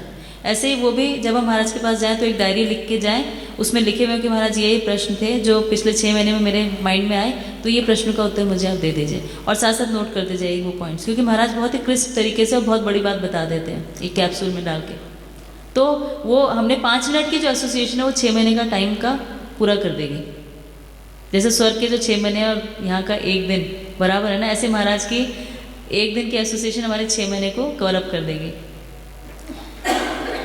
So, अब what kind of Vaishnava should be selected as a friend and how Vaishnava should be served, कैसे करना पड़ेगा। 6 लविंग एक्सचेंजेस जो है कैसे करने पड़ेंगे, कैसे हम डिसाइड करेंगे कौन सा भक्त कैसा है, वो डिसाइड करते हैं श्रद्धा के बेसिस पे कि उसकी श्रद्धा कैसी है। और श्रद्धा का मतलब क्या हुआ, श्रद्धा शब्द विश्वास का सुदृढ़ निश्चय, कृष्ण भक्ति कहले सर क्रम कृत है। तो कई बार ऐसा होता है कि हम भक्ति में तो आ जाते हैं, लेकिन फिर भी देखते हैं कि जो भक्त हैं वो नवरात्रि भी रख रहे हैं या वो और भी जगह जा रहे हैं, ऐसे भी करते हैं। तो अब इससे पता लगता है कि उनकी श्रद्धा बहुत ज़्यादा स्ट्रांग नहीं है भगवान में। वो ये नहीं माने कि कृष्ण भक्ति कहले सर कर्म कृत है, कि कृष्ण भक्ति कर ले तो सारे कर्म हो गए, ऐसा नहीं मान रहे। इसीलिए वो अलग अलग जगह जा रहे हैं और उनके पास एक्सक्यूज़ होता है कि हम तो ऑलरेडी ये सब करते हुए आ रहे थे, इसलिए हम ये नहीं छोड़ सकते। तो हम उन्हें उस समय ये समझाते हैं कि ठीक है आप कुछ मत छोड़ो, आप सिर्फ कृष्ण को जोड़ो, ये समझाते हैं। लेकिन धीरे धीरे धीरे धीरे वो एडवांस करते जाते हैं तो उन्हें समझ आता है कि कृष्ण भक्ति कहले सरक्रमकृत है। तो ये जो छोटे छोटे वर्सेस हैं, जो श्लोकास हैं, ये हमें पूरा का पूरा मर्म बता देते हैं। लेकिन हमारी अंडरस्टैंडिंग, हमारा रियलाइजेशन कितने टाइम में होता है ये हम पे डिपेंड करता है कि हम सिर्फ ऊपर ऊपर से उसे सुनते जा रहे हैं या उसको हमने रियलाइज़ करना शुरू किया और रियलाइज़ करने के बाद में उसको अपने एक्शन में कैसे लेकर आए। तो ये 3 लेवल हो गए हमारे। जब तक वो एक्शन में नहीं आता तब तक हमारी लाइफ में ट्रांसफॉर्मेशन नहीं होती। जैसे मैंने एक बार एक एग्जांपल ही दिया था अभी कुछ टाइम पहले, कहीं पढ़ा था, बहुत अच्छा लगा मुझे कि एक बार कुछ पंछी थे और वो जो पंछी थे उन्होंने एक जो सीनियर पंछी थे उनसे पूछा कि कोई हमें मंत्र दीजिए जिससे कि हम अपनी रक्षा कर सकें। और उन्होंने क्या, जो सीनियर पंछी थे उन्होंने मंत्र दे दिया कि शिकारी आएगा, दाना डालेगा, जाल बिछाएगा, फंसना मत। और उन्होंने बोला ये डेली तुम जपा करो। तो वो सुबह सुबह उठते ही ये बोलना शुरू कर देते, शिकारी आएगा, दाना डालेगा, जाल बिछाएगा, फंसना मत, डेली बोलते थे। लेकिन फिर भी एक बार शिकारी आया और उसने दाना डाल दिया, जाल भी बिछा दिया, फिर भी वो वहाँ चुगने के लिए चले गए। और चुगने के बाद जब वो उस जाल में फंस गए, उसने वो जाल उठाया, कंधे पे डाला और जाने लगा, तो भी वो यही गा रहे थे, शिकारी आएगा, दाना डालेगा, जाल बिछाएगा, फंसना मत। तो ऐसे हमारा रियलाइजेशन नहीं होता। हम सुनते हैं कि हरिनाम बहुत पावरफुल है, हरिनाम में और भगवान में कोई डिफरेंस नहीं है, नाम प्रभु और भगवान सेम है, लेकिन रियलाइजेशन हमारी नहीं होती। और जब रियलाइजेशन होती है तो हमें लगता है कि 2 घंटे हम अपने दिन के लगा रहे हैं और हम मान लो 60 साल तक जीते हैं, तो हमने मान लो इतने घंटे लगा दिए अपने जीवन के। तो जब इतने घंटे लगाने ही हैं तो फिर हम इसको सीरियसली क्यों नहीं करते। ये प्रैक्टिकली में एहसास होना शुरू हो जाता है। पहले क्या होता है कि 16 माला ही करनी है तो बस 16 माला की और सांस में सांसें, आज की तो हो गई, ऐसी फीलिंग आती है। धीरे धीरे धीरे लगता है कि जब 2 घंटे लगाने ही हैं तो फिर सीरियसली क्यों नहीं, क्यों हम इसको शुद्ध नाम तक नहीं पहुंचा देते, क्यों हम इतना अच्छी तरह से चैंटिंग नहीं करते कि हमारे को उतनी स्पिरिचुअल स्ट्रेंथ मिले, हमारी लाइफ में ट्रांसफॉर्मेशन आए। वो हमें धीरे धीरे विद टाइम ग्रेजुअली रियलाइज होता है। वो भी तब जब हम सिंसियरली प्रयास करना शुरू करते हैं, तब से हमें रियलाइज़ होना शुरू होता है। इसीलिए जो व्यक्ति हाँ, ट्रांसफॉर्मेशन कैसे ज़रूरी है या कैसे होता है, जैसे कि अर्जुन को ट्रांसफॉर्मेशन क्या हुआ कि जब उन्होंने भगवद गीता सुननी शुरू की तो उससे पहले उन्होंने क्या किया था, अपना गांडीव रख दिया था और उन्होंने भगवान को बोला कार्पण्य दोष प्रहत स्वभाव प्रच्छामि त्वाम धर्म समुच्चेता, कि मैं इतना कन्फ्यूज्ड हूँ और इस कन्फ्यूज स्टेट में मैं आपसे पूछ रहा हूँ, है ना। और फिर जब भगवद गीता कंप्लीट हो गई तो उन्होंने क्या बोला, नष्टो मोहम स्मृति लब्ध्वा तत्प्रसादन मया अच्युत स्थितो अस्मि गत संदेह करिष्ये वचनं त्वं। तो ये ट्रांसफॉर्मेशन थी उनकी, उनको टाइम नहीं लगा, 40 मिनट में भगवद गीता सुन के और ट्रांसफॉर्म हो गए। और हम इतने सालों तक हरिनाम करते रहते हैं, फिर भी हमें लगता है कि हमारे अंदर तो कोई चेंज ही नहीं आ रहा, और फिर हमें प्रोसेस में डाउट होना शुरू हो जाता है कि ये जो हम कर रहे हैं ठीक कर रहे हैं, गलत तो नहीं है। जैसे एक व्यक्ति था, उसने क्या किया, भगवान कृष्ण को अपने मंदिर में रखा और डेली धूप बत्ती करता रहता था, और करते रहता था तो कोई कुछ उसको फील नहीं आता था कुछ भी। तो किसी ने उसे बताया कि ना भगवान कृष्ण की क्यों इतनी वर्शिप कर रहे हो, इससे तो अच्छा माँ दुर्गा को रखो, बड़ी जल्दी सुनती है, जो तुम मांगोगे सब मिल जाएगा। तो उसने अगले दिन क्या किया, माँ दुर्गा की लाके डीटी को रख दिया मंदिर में और भगवान कृष्ण को मंदिर के ऊपर रख दिया, और जब धूप बत्ती जलाई तो ऊपर सीधे जाएगी, तो ऊपर भगवान कृष्ण की वो थी डीटी थी, तो जाके उसे लगा कि ना मैं चढ़ा तो दुर्गा माँ कर रहा हूँ, ये क्यों सूंघ रहे हैं, और जाके उनकी नाक बंद करने लगा कपड़े से। तो भगवान ने उसका हाथ पकड़ लिया। तो उन्होंने बोला जब तक मैं आपकी वर्शिप करता जा रहा था तब तो आपने कभी मुझे रियलाइज़ नहीं कराया, और अब जब मैंने छोड़ दी तो आप बड़े आए चल के। तो उन्होंने बोला कि तब तक जब तुम मेरी वर्शिप कर रहे थे तब तक तुमने ये एक्सेप्ट ही नहीं किया था कि मैं हूँ यहाँ पर अपने विग्रह में, लेकिन आज तुम्हें ये लगा कि सूंघ सकते हैं, इसीलिए तो नाक बांधने के लिए आए ना। तो ऐसे हमारी रियलाइजेशन कब होती है वो हमें भी नहीं पता लगता। तो हाँ, और हमारी जो निष्ठा है, हमारी श्रद्धा कितनी स्ट्रांग है, डिपेंड करता है दीक्षा पे। जब हम सीरियस हो जाते हैं तो ही हम दीक्षा लेते हैं ना। तो दीक्षा जो एक क्राइटेरिया है कि जो दीक्षित भक्त हैं, इसलिए उनको हमें और ज़्यादा आदर देना है। और इसमें हम 3 टर्म्स यूज़ करते हैं अधिकारी के, कनिष्ठ अधिकारी, मध्यम अधिकारी, उत्तम अधिकारी। तो अधिकारी का क्या मतलब है कि किसके पास कितनी अथॉरिटी है। अथॉरिटी का मतलब है कि जैसे एक बच्चे को हम स्कूल भेज रहे हैं, उसको मान लो साइंस पढ़ाते हैं, तो उसको साइंस पढ़ाने के लिए हमने ट्यूशन भी लगा रखी है, उसकी स्कूल फीस भी देते हैं, उसको आने जाने का कन्वेंस भी देते हैं, तब वो जाके साइंस पढ़ रहा है। लेकिन वही बच्चा जब पीएचडी कर रहा होता है तो गवर्नमेंट से उसको ग्रांट भी मिलती है, उसको स्टडी के लिए पूरे का पूरा किताबें भी मिलती हैं, उसको एक क्वार्टर भी मिलता है रहने के लिए। वो पढ़ाई कर रहा है ना, पहले भी पढ़ाई कर रहा था, अभी भी पढ़ाई कर रहा है, लेकिन अब उसकी अथॉरिटी जो है वो चेंज हो गया। क्यों? क्योंकि वो जो कुछ अब कर रहा है उससे समाज को फ़ायदा होने वाला है, समाज के लिए कुछ नया करने वाला है, इसीलिए गवर्नमेंट ने उसको इतने सारे ग्रांट्स दे दिए। इसी तरह अधिकार का मतलब, कनिष्ठ अधिकारी का मतलब कि वो सबसे कम अधिकारी, लेकिन उत्तम अधिकारी मतलब कि उसको सारी की सारी फैसिलिटीज़ दी गई है, इसीलिए वो उत्तम अधिकारी है। तो कनिष्ठ कौन है? जो भगवान से तो उसका रिलेशनशिप बहुत स्ट्रांग है, लेकिन भक्तों के साथ कैसे डील करना है उसको, वो बिहेव करने में उसको अभी कन्फ्यूजन है। ये नहीं कहेंगे कि बुरा बिहेव करता है, कन्फ्यूजन है क्योंकि वो भक्तों की इंपॉर्टेंस को रियलाइज़ ही नहीं कर पा रहा है कि भक्त कितने इंपॉर्टेंट है, भगवान से भी ज़्यादा भक्तों की सेवा इंपॉर्टेंट है, ये वो रियलाइज़ नहीं करता। तो ऐसा जो है उसे प्रकृत भक्त या कनिष्ठ भक्त कहते हैं। और नियोफाइट मतलब always new reasons to fight, हमेशा नए रीज़न ढूंढता रहता है कि प्रभु जी इस भक्त ने देखना मेरे साथ ऐसे कर दिया, मैं तो लाइन में खड़ा हुआ था, आया पहले प्रसाद लेके चला गया। ये कोई तरीका होता है? आपके इस्कॉन में ऐसा होता है? ऐसे लोग मतलब भक्त भी ऐसे करते हैं, बहुत सारे झगड़े होते हैं। तो वो हमें समझ जाना चाहिए कि इनको और ज़्यादा भी कृपा की ज़रूरत है और इन्हें डायरेक्शन देनी है। एक्चुअली ये कैटेगरीज नहीं है कि ये कनिष्ठ की कैटेगरी में 10 भक्त हो गए और मध्यम की कैटेगरी में 10 हो गए, उत्तम की कैटेगरी में 10 हो गए, नहीं। ये तो हमारे अपने रियलाइजेशन के लिए कि हम किस कैटेगरी में हैं, और हर कोई ही एडवांसमेंट कर रहा है। जो कनिष्ठ है वो कल को मध्यम होगा, परसों वो उत्तम भक्त बनेगा, इसीलिए कैटेगराइज नहीं करना चाहिए। वो भी ऑफेंसिव है कि हमने उसको कैटेगराइज कर दिया कि नहीं आप तो कनिष्ठ भक्त हो, और छोड़ दिया कि नहीं इससे तो एसोसिएशन नहीं लेनी, नहीं, वो भी मध्यम बन जाएगा। इसीलिए वो क्या करता है कि उसने हरिनाम इनिशिएशन लिया हुआ है और thinks bhakti to be part of life. This is very important कि भक्ति को जीवन का एक हिस्सा मानता है जो कनिष्ठ भक्त है, कि हमारे 24 घंटे में से 2 घंटे भक्ति के लिए निकालने हैं। और मध्यम भक्त कौन है? जो जीवन को भक्ति का हिस्सा मानता है। उसको पता है कि इस जीवन में मैं इतनी भक्ति कर रहा हूँ और ये जीवन यूं ही चलता रहेगा, कि ये जीवन मैं छोड़ूंगा, इसके बाद मुझे दूसरा शरीर मिलेगा, जैसे महाराज कल कथा में कह रहे थे, उसके बाद तीसरा मिलेगा, चौथा मिलेगा। तो मुझे अल्टीमेटली अपने मन को कंट्रोल करना ही है। कुछ मैंने इसमें कर लिया 50%, फिर 20% मैं अगले जन्म में करूँगा, फिर उससे 20% मैं अगले जन्म में करूँगा। तो उसकी लाइफ जो है वो भक्ति का एक पार्ट है, जबकि कनिष्ठ अधिकारी की भक्ति जो है वो लाइफ का पार्ट है। ये डिफरेंस है बेसिकली दोनों में। वो चैंटिंग तो करता है लेकिन बहुत फोकस नहीं है चैंटिंग में, है ना। तो इसकी एक बहुत अच्छी वीडियो थी, लेकिन अभी मैं शायद आपको दिखा ना पाऊँ।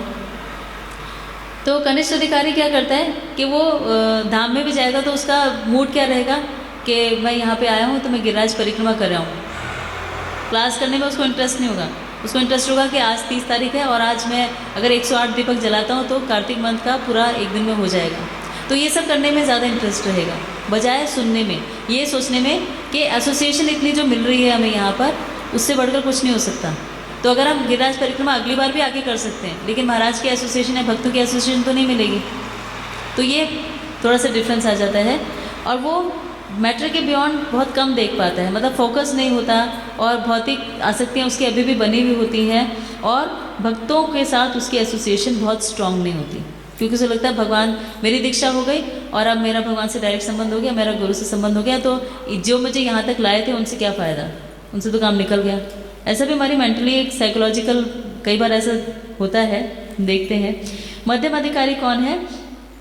जो भगवान को तो भगवान का भजन करता है, भगवान की वर्शिप करता है, लेकिन साथ साथ वो भक्तों के साथ उसका रिलेशनशिप बहुत स्ट्रांग है।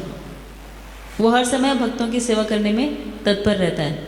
उसे ही पता है कि भगवान डायरेक्ट वर्शिप की बजाय भक्तों की वर्शिप से ज़्यादा प्रसन्न होंगे। जैसे कि एक माँ है, कोई व्यक्ति मतलब जैसे उनके कोई दोस्त है और वो कोई फ्रेंड है और वो लेके आते हैं उनके लिए कोई गिफ्ट, तो वो अच्छा लगेगा उनकी मदर को। लेकिन अगर वो उनके बच्चे के लिए कुछ लेके आते हैं तो वो ज़्यादा खुश होंगी कि देखो मेरे बच्चे से कितना प्रेम कर रही हैं। तो इनडायरेक्टली वो मतलब उनकी वो वही गिफ्ट माना जाएगा कि वो उनके लिए लेके आई हैं, बेशक बच्चे के लिए लेके आई थी। ऐसे ही भगवान कब ज़्यादा खुश होते हैं? जब उनके भक्तों की सेवा की जाती है। तो वो मध्यम अधिकारी है। तो मध्यम अधिकारी में क्या है कि प्रेम, मैत्री, कृपा, उपेक्षा, ये 4 कैरेक्टरिस्टिक होंगे मध्यम अधिकारी के। 4 कैरेक्टरिस्टिक कौन से हैं? प्रेम, भगवान से उनको अथाह प्रेम होगा। मैत्री, जो डिवोटीज हैं उनके साथ उनका मैत्री का संबंध रहेगा। कृपा, जो नए डिवोटीज हैं उनके ऊपर वो हमेशा ये कोशिश करेंगे कि इनको कैसे भक्त बनाया जाए। और उपेक्षा, जो भगवान के भक्त नहीं है, एथिस्ट हैं, मायावादी हैं, उनसे वो उपेक्षा करेंगे, यानी उनसे दूर रहेंगे, है ना। तो अब ये जो है इससे हमारी कॉन्शियसनेस अफेक्ट होती है। और इसको ऐसे कह सकते हैं कि जब हम किसी नए भक्त को भक्त बना रहे हैं, किसी नए व्यक्ति को भक्ति से जोड़ रहे हैं, हमें पता है कि भक्त डायरेक्टली नहीं इसको प्रीच कर सकते, इनडायरेक्ट प्रीचिंग कर रहे हैं। इनडायरेक्ट प्रीचिंग कैसे करें कि उन्हें प्रसाद ज़्यादा खिलाया और उनके कहीं धाम पे गए तो उनको वहाँ के फोटोग्राफ्स भेजे, क्योंकि पता है कि डायरेक्टली भक्ति में नहीं आएंगे, फिलॉसफी नहीं सुन सकते। तो उससे उनकी तो भक्ति बढ़ी रही है, साथ साथ हमारा जो आचरण है वो भी और स्ट्रांग होता जाता है, क्योंकि 24 घंटे हमारी कॉन्शियसनेस में क्या है कि इस व्यक्ति को भक्त बनाना है। तो दोनों चीज़ें हमें और प्योरीफाई करती हैं। उत्तम अधिकारी कौन है? जो उत्तम यानी तम यानी अंधकार, वो अंधकार से ऊपर चले गए हैं। उनके लिए कोई फर्क नहीं है कि ये नया व्यक्ति है, ये छोटा बच्चा है, ये बड़ा है, ये भक्त है, ये बहुत सीनियर है, ये बहुत अच्छा भक्त है। वो तो सभी को पूरी की पूरी कृपा देते हैं। जैसे कि महाराज है, महाराज एक बच्चे के साथ खेल रहे होते हैं तो बिल्कुल बच्चे की तरह खेल लेते हैं। अगर वो किसी सीनियर डिवोटी से बात कर रहे हैं तो वो उनको बिल्कुल स्ट्रिक्ट इंस्ट्रक्शन देते हैं। अगर वो किसी नए व्यक्ति से मिले हैं तो उन्हें बहुत प्रेम से मिलते हैं। तो वो उनको कोई, महाराज को कोई किसी से वैर नहीं है कि नहीं ये मेरा भक्त नहीं है या ये मेरा डिसाइपल नहीं है तो इससे मैं प्यार से बात नहीं करूं, या ये अभी भक्ति में बहुत अच्छे लेवल पे नहीं आया तो इनसे मैं थोड़ा सा डिस्टेंस मेंटेन करूं। नहीं, उनसे हम कितना, मतलब वो तो करुणा सिंधु की तरह, जैसे जितना एक्सट्रैक्ट कर लो समुद्र में से, एक बाल्टी निकाल भी ली तो समुद्र थोड़ी खाली हो जाता है। ऐसे करोड़ों बाल्टियाँ निकालते जाते हैं हम, और वो वैसे के वैसे उनका व्यवहार रहता है। वैसे ही है महाराज। तो वो उत्तम अधिकारी हैं। तो उत्तम अधिकारी के लिए हमें ज़्यादा पढ़ने की ज़रूरत नहीं, क्योंकि महाराज को देख लिया तो उत्तम अधिकारी का हमें मतलब समझ में आ गया। तो वो एसोसिएशन हमें ज़्यादा से ज़्यादा लेनी चाहिए। और महाराज के साथ गुरु माँ भी, क्योंकि गुरु माँ भी उतनी ही हमें गाइडेंस बिल्कुल वैसे के वैसे देती थी महाराज से। तो कई बार क्या होता है, कुछ ऐसे क्वेश्चन होते हैं महाराज से डायरेक्टली नहीं पूछ सकते, जैसे माता जी है और उनकी कोई परेशानी है, तो गुरु माँ से बहुत अच्छी गाइडेंस मिल जाती है और गुरु माँ बिल्कुल सटीक आंसर देते हैं, बिल्कुल सही और बहुत अच्छे एग्जाम्पल के साथ। और कभी भी ये नहीं बोला गुरु माँ ने कि ऐसे करो, कहते हैं मेरे हिसाब से ये ठीक है, बाकी आपकी विश है, जबकि वो हमेशा सही आंसर होता है। हम मतलब हमारी विश उसमें उसकी गुंजाइश नहीं होती कि हमें उसको मानना है या नहीं मानना है। वो 100% ठीक है कि अगर गुरु माँ के मुँह से वो निकल गया तो वो स्ट्रिक्टली फॉलो करने वाली बात है। इसलिए इतनी पोटेंसी है गुरु माँ में भी, उतनी पोटेंसी है जो हमें लेनी चाहिए। और हमारी बहुत वो है, ये बहुत फॉर्चुनेट है हम कि हमें वो पोटेंसी मिल रही है। उत्तम अधिकारी के क्या कैरेक्टरिस्टिक हैं कि एक तो वो किसी वैष्णव निंदा कभी भी नहीं करते हैं, हमेशा उनका हृदय बिल्कुल मार्जन हो चुका है, हृदय का एकदम साफ है, और वो किसी को भी भक्त बनाने के लिए कृपा कर सकते हैं, किसी को भी भक्ति में ला सकते हैं। इसलिए हमें गुरु जो है वो उत्तम अधिकारी है, और उत्तम अधिकारी के साथ हमें क्या करना है, जो कनिष्ठ अधिकारी हैं उनको मेंटल ओबेसेंसेस पे कर सकते हैं, यानी मेंटली उन्हें नमस्कार कर सकते हैं, लेकिन उत्तम अधिकारी को हमें दंडवत प्रणाम करना चाहिए। जहाँ भी हमें उत्तम अधिकारी के दर्शन हो जाएं, गुरु के दर्शन हो जाएं, दंडवत प्रणाम करना ही चाहिए। लेकिन ये भी कई बार नियमाग्रह हो जाता है, नियमाग्रह ऐसे हो जाता है कि हम तो दंडवत कर रहे हैं, लेकिन जो भौतिक जीवन में जो लोग हैं उन्हें लगता है कि जैसे पहले स्लेव्स होते थे, दास होते थे, ऐसे ये भी दास हो गए हैं, बिल्कुल ऐसा लोग सोचते हैं। तो फिर हमें देश काल परिस्थिति के हिसाब से वहाँ पे हम उन्हें, महाराज कहते हैं कि आप ऐसे ही पब्लिक प्लेस में ऐसे मुझे नमस्कार मत करो, आप वैसे ही कर सकते हो, लेकिन मन से तो हमें दंडवत करना ही चाहिए, ठीक है। तो उत्तम अधिकारी के एसोसिएशन लेने के लिए हमेशा लालायित रहना चाहिए। क्यों? क्योंकि उनके साथ एसोसिएट करने से हम अनडेविएटेड डिज़ायर हमें मिलती है। अनडेविएटेड डिज़ायर का मतलब होता है कि एक निष्ठ हम भगवान की सेवा के लिए उत्साहित हो जाते हैं, एक निष्ठा से। तो इसीलिए ये श्लोक किस लिए है कि हम अपनी पोजीशन को समझ सकें कि हम उत्तम अधिकारी हैं, मध्यम अधिकारी हैं, कनिष्ठ अधिकारी हैं, उससे भी नीचे हैं, और दूसरों को लेवल नहीं करना चाहिए। इससे ना हमें किसी की डिसरिस्पेक्ट करनी चाहिए। कई बार कनिष्ठ अधिकारी जो होते हैं वो डेमीगॉड डिसरिस्पेक्ट भी कर देते हैं, डेमीगॉड यानी कि देवी देवताओं की भी के प्रति अपराध कर देते, तो वो भी नहीं होना चाहिए। क्राइटेरिया क्या है? ऑब्जेक्टिव होना चाहिए। ऑब्जेक्टिव का मतलब कि हम अपनी पर्सनल ग्रज निकालने के लिए किसी को ये नहीं कह सकते कि ये मध्यम है, ये उत्तम है या कनिष्ठ है। कई बार हम ये भी कहते हैं, हमारे को अपना, हमें किसी से बहुत अच्छी हमारा तारतम्य नहीं बना हुआ तो हम उसके साथ मिसबिहेव करते हैं भक्ति में आके भी, कि नहीं मुझे उसकी एसोसिएशन नहीं चाहिए, तो कनिष्ठ अधिकारी, ये हमारा माइंड हमें ऐसा बताने लग जाता है। तो वो नहीं होना चाहिए, क्योंकि ये कोई फिक्स पोजीशन नहीं है। टेक्स्ट 6 है कि जो शुद्ध भक्त होते हैं उनके ऊपर है ये, और उसके लिए एक छोटी सी वीडियो थी। तो शुद्ध भक्त कैसे होते हैं उत्तम अधिकारी? जैसे कि माँ गंगा है, तो उनमें अगर फेन भी है या कीचड़ भी है या बबल्स भी उठ रहे हैं, तो भी उनकी जो ट्रांसेंडेंटल, उनकी जो दिव्य पोजीशन है वो ख़त्म नहीं हो सकती, खराब नहीं हो सकती। इसीलिए हम अगर उत्तम अधिकारी के दर्शन कर रहे हैं तो हमें ये नहीं सोचना चाहिए कि इनमें ये डिफॉर्मिटी है या ये प्रॉब्लम है या ये बीमारी है, और उसको लेके हम कई बार ऐसे सोच लेते हैं कि हो सकता है इनके प्रीवियस कर्माज ऐसे हों जिनकी वजह से ऐसा भोगना पड़ रहा है। तो वो कर्मा थ्योरी किसी दूसरे पे अप्लाई करने के लिए नहीं है, वो कर्मा थ्योरी हमारे अपने लिए है, और उसको पोस्टमार्टम की तरह यूज़ नहीं करना चाहिए कि ये कर्मा थ्योरी थी, इसकी वजह से इन्हें ऐसा दुख भोगना पड़ रहा है और इसमें तो कोई कुछ नहीं कर सकता। क्योंकि जैसे एक माँ है, माँ, एक बच्चा अगर रो रहा है तो माँ ये नहीं कहेगी कि ये रो रहा है तो रोने दो, कोई बात नहीं, इसके पिछले जन्म के कर्म है इसलिए रो रहा है, तो चुप कराएगी ना उसको। तो ऐसे ही उत्तम अधिकारी जो है उनमें कोई भी डिफॉर्मिटी अगर होती है वो डिफॉर्मिटी नहीं मानी जा सकती।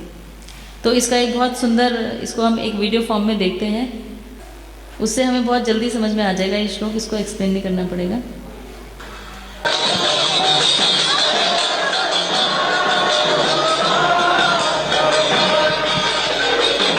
Thousands of men, one may endeavor for perfection, and among many millions who have achieved perfection, one may be a devotee of Lord Krishna. Such a devotee who is fully peaceful is extremely rare.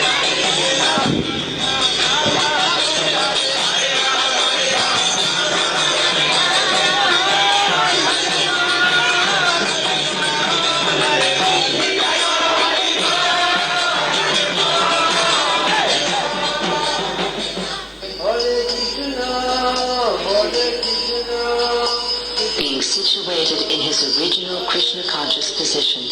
A pure devotee does not identify with the body. Such a devotee should not be seen from a materialistic point of view. Indeed, one should overlook a devotee's having a diseased or infirm body. According to ordinary vision, such imperfections may seem prominent in the body of a pure devotee, but despite such seeming defects, the body of a pure devotee cannot be polluted. It's exactly like the waters of the Ganges, which remain pure although filled with bubbles, foam, and mud during the rainy season. Those who are advanced in spiritual understanding bathe in the Ganges without considering the condition of the water.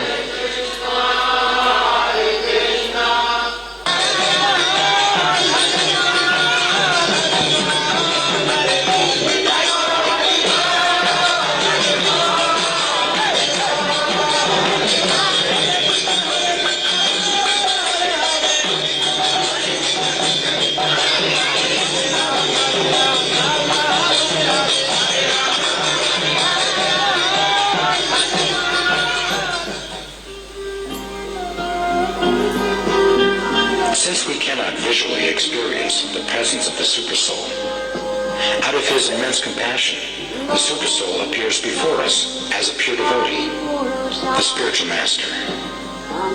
Such a spiritual master is as worshipable as Krishna is, for in his dealings there are no activities but those of transcendental loving service to the Lord.